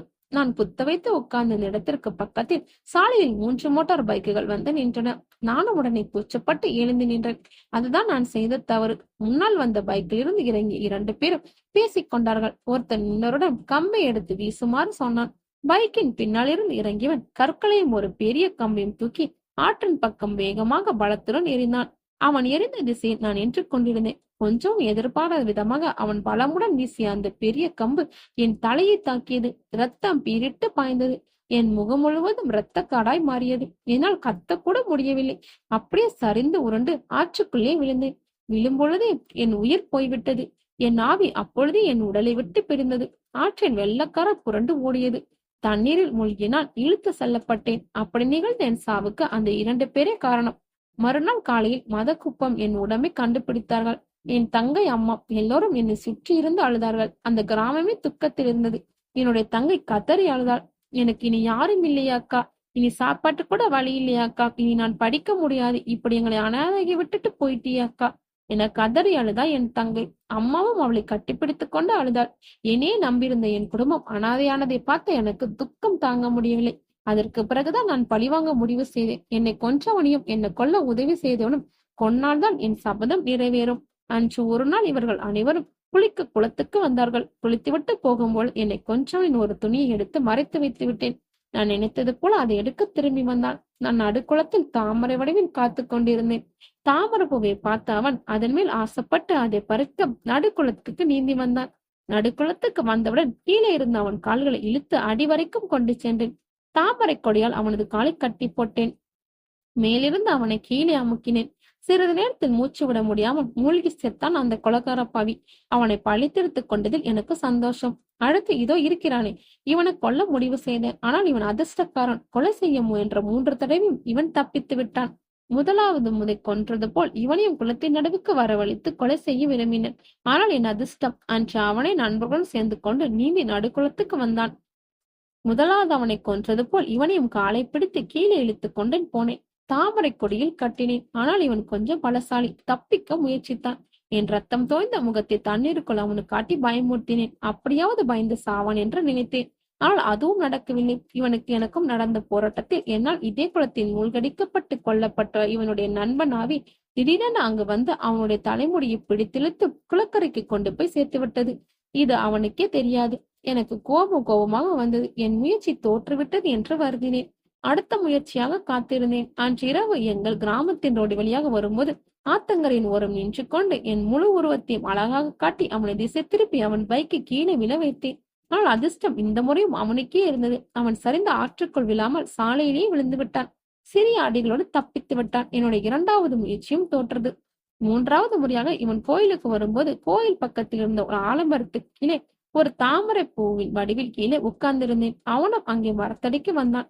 கீழே தாமரை வடிவில் இருந்த என்னை அவன் பார்த்து கொண்டிருக்கையில் அவனுடைய தலைக்கு மேல் இருந்த ஆலமரத்தில் பெரிய கிளையை ஒடித்து அவன் மேலே போட்டேன். அப்பொழுது அங்கே வந்திருந்த ஒரு சித்தர் காக்கை வடிவில் வந்து அவனை அந்த ஆலமரத்திலிருந்து விரட்டி விட்டார். அதிலிருந்து உயிர் தப்பித்து விட்டான். என்னவோ தெரியவில்லை, கடவுள் அவனை காப்பாற்றிக் கொண்டே வருகிறான். அவனால் எனக்கோ என் குடும்பத்திற்கோ ஏதோ ஆக வேண்டியிருக்கிறது என்று இப்பொழுது தோன்றுகிறது. இருந்தாலும் என் கோபம் தீரவில்லை. இவனை கொல்ல வேண்டும் என்று என் மனம் துடிக்கிறது. என் குடும்பத்தை நினைத்தால் தான் மேலும் மனம் விரும்பி துடிங்கிறது. இப்பொழுது நான் நிற்கதியற்று நிற்கிறேன். எல்லாம் இழந்து நிற்கிறேன். என் கண்ணீரை துடைக்க யாரும் இல்லை என்று சொல்லி முடித்த ராஜ்குமார் உள்ளிருந்த தாமரையின் கண்களிலிருந்து கண்ணீர் வடிந்தது. ஓவென்று கத்தி அழுதாள். அவளுடைய வழி எல்லோருக்கும் புரிந்தது. எல்லோரும் கொஞ்ச நேரம் அமைதியாக இருந்தார்கள். அழுது கொண்டிருந்த தாமரை உணர்வை புரிந்து கொண்ட பூசாரி, சரி ஆமா, உன்னோட குடும்பத்துக்கு முடிந்த அளவு நாங்கள் ஏதாவது செய்கிறோம். இந்த ஆதவன் குடும்பம் உனக்கு ஏதாவது நல்லது செய்வார்கள். அவர்களால் முடிந்த அளவு பண உதவி உன் குடும்பத்துக்கு செய்ய சொல்கிறேன். அது உன் குடும்பத்துக்கும் உன் தங்கை திருமணத்திற்கும் போதுமானதா இருக்கும் என்று நம்புகிறேன். அப்படி செய்தால் நீ இந்த பையன் உடம்பிலிருந்து நீங்கி விடுவாயா? கொஞ்ச நேரம் யோசித்த தாமரை தன் கண்களில் வழிந்த கண்ணீரை துடைத்துக் கொண்டு ஆதவன் அப்பாவை பார்த்து, சரிங்க ஐயா, நீங்க என் குடும்பத்திற்கு உங்களால் எவ்வளவு முடியுமோ அவ்வளவு பண உதவி செய்யுங்க. எங்க குடும்பம் கஷ்டத்திலிருந்து மீண்டு வரும் என்று நம்புகிறேன் என சொன்னால் தாமரை. அம்மா தாமரை, நான் எப்படியாவது புரட்டி எடுத்து ஒரு 2 லட்சம் ரூபாய் உங்கள் வீட்டில் சேர்த்து விடுகிறேன். நீ இந்த பையன் உடம்பிலிருந்து போய்விட வேண்டும். நீ எனக்கு சத்தியம் செய் என ஆதவன் அப்பா தன் கையை நீட்டினார். உடனே ராஜ்குமார் ஆதவனின் அப்பாவின் கையை பிடித்து சத்தியம் செய்தான். ஆனால் ஒரு விஷயம் எங்களுக்கு தடையாகவும் பயமாகவும் இருக்கிறது. உங்கள் வீட்டில் நான் 2 லட்சம் கொண்டு போய் கொடுத்தால் காரணம் கேட்பார்கள். உன் மரணத்திற்கு தெரிந்தோ தெரியாமலோ என் மகனும் காரணமாகிவிட்டான். அது தெரிந்தால் என் மகன் ஆதவனை போலீஸ் பிடித்துக் கொண்டு போய்விடும். அது நடக்கக்கூடாது அம்மா. பணம் அவரிடம் சேர வேண்டும். ஆனால் காரணம் தெரியக்கூடாது அம்மா. நீதான் அதற்கு ஒரு உபாயம் சொல்ல வேண்டும் என ஆதவன் அப்பா கேட்க, நீங்கள் இரவு என் வீட்டுக்கு போய் பணத்தை வீட்டு முற்றத்தில் வைத்துவிட்டு போய்விடுங்க. காலையில் எழுந்ததும் என் அம்மா அதை எடுத்துக் கொள்வாள். கடவுள்தான் கொடுத்தார் என்று நினைத்துக் கொள்ளட்டும். அதற்கு பிறகு நிச்சயமாக நான் இந்த பையன் உடம்பிலிருந்து நீங்கி விடுவேன் என தாமரை உறுதியாக சொன்னாள். அதற்கு பிறகு எல்லோரும் கோவிலிருந்து கிளம்பி அவரவர் வீட்டுக்கு சென்றார்கள். அதற்கு பிறகு ராஜ்குமார் அமைதியாகவே இருந்தான். ஆனால் இன்னும் பழைய ராஜ்குமாராக மாறவில்லை. அவனுக்குள் இன்னும் தாமரின் ஆன்மா இருந்து கொண்டிருக்கிறது. அதனால் அடிக்கடி அழுது கொண்டு இருந்தான். 2 நாட்களில் ஆதவனும் ஆதவின் அப்பாவும் பணத்தை புரட்டி வீட்டிலிருந்த கொஞ்சம் பணத்தையும் சேர்த்து மொத்தம் 2 லட்சம் ரூபாய் தயாராக வைத்திருந்தார்கள். பணம் ரெடியானதும் ஆதவன் ராஜ்குமார் அருகில் சென்று, தாமரை, உன் குடும்பத்துக்கு நாங்கள் 2 லட்சம் ரூபாய் தயார் பண்ணி வைத்து விட்டோம். இன்று ராத்திரி நாங்கள் அந்த பணத்தை உங்க வீட்டை கொண்டு போய் சேர்த்து விடுவோம். இப்பொழுது உனக்கு சந்தோஷம் தானே? உன் குடும்பம் இனி நல்லா இருக்கும். நீ கவலைப்படாதே. அதை கேட்டதும் ராஜ்குமார் மெலிதாக சிரித்தான். அவன் கண்களிலிருந்து கண்ணீர் வந்தது. சரி தாமரை, வீடு தெரியாதே, அதை கண்டுபிடிக்க வேண்டும் என்று அப்பாவும் மகனும் சேர்ந்து அந்த கிராமத்துக்கு பகலில் சென்றார்கள். சும்மா போய் விசாரித்தால் சந்தேகப்படுவார்கள் என்று நினைத்துக் கொண்டு அந்த ஊரின் தெருக்களின் வழியாக நடந்தார்கள். இவர்கள் நல்ல நேரத்துக்கு அந்த வழியாக ஒரு சிறுவன் வந்து கொண்டிருந்தான். சிறுவனை கேட்டால் பிரச்சனை வராது என்று நினைத்து அவனிடம் கேட்டு வீட்டை தெரிந்து கொண்டார்கள். சரி, அந்த வீட்டை பார்த்து விடுவோம் என்று சொல்லிக்கொண்டு அந்த வீடு முன்னாடி நடந்து சென்றார்கள். அது ஒரு குடிசை வீடுதான். அந்த வீட்டுத்திலே ஒரு 18 வயதுடைய ஒரு பெண் உட்கார்ந்து கொண்டு இருந்தாள். அவள் மிகுந்த கவலையுடன் காணப்பட்டாள். அவளை பார்த்தவுடன் ஆதவனுக்கு புரிந்துவிட்டது. தன் கனவில் வந்த அதே முகம். இவள்தான் தாமரையின் தங்கச்சி ரோஜாவாக இருக்க வேண்டும். கிராமத்து சாயல் இருந்தாலும் முகம் வசீகரமாக இருந்தது. இவர்கள் நடந்து வருவதை பார்த்ததும் கிராமத்துக்கே உரித்தான வெட்கத்துடன் வீட்டில் உள்ளே சென்று விட்டாள். அப்பா மகனும் வீட்டை கடந்து சென்றார்கள். கொஞ்ச தூரம் சென்ற பின் ஆதவன் திரும்பி பார்த்தான். அப்பொழுது அந்த பெண் மீண்டும் வெளியே வந்து இவர்களை பார்த்து கொண்டிருந்தாள். ஆதவன் திரும்பி தன்னை பார்த்ததும் மீண்டும் கூச்சப்பட்டு வீட்டுக்குள்ளே சென்று விட்டாள். அப்பா மகனும் திருப்தியுடன் பைக்கில் ஏறி வீட்டை வந்து சேர்ந்தார்கள்.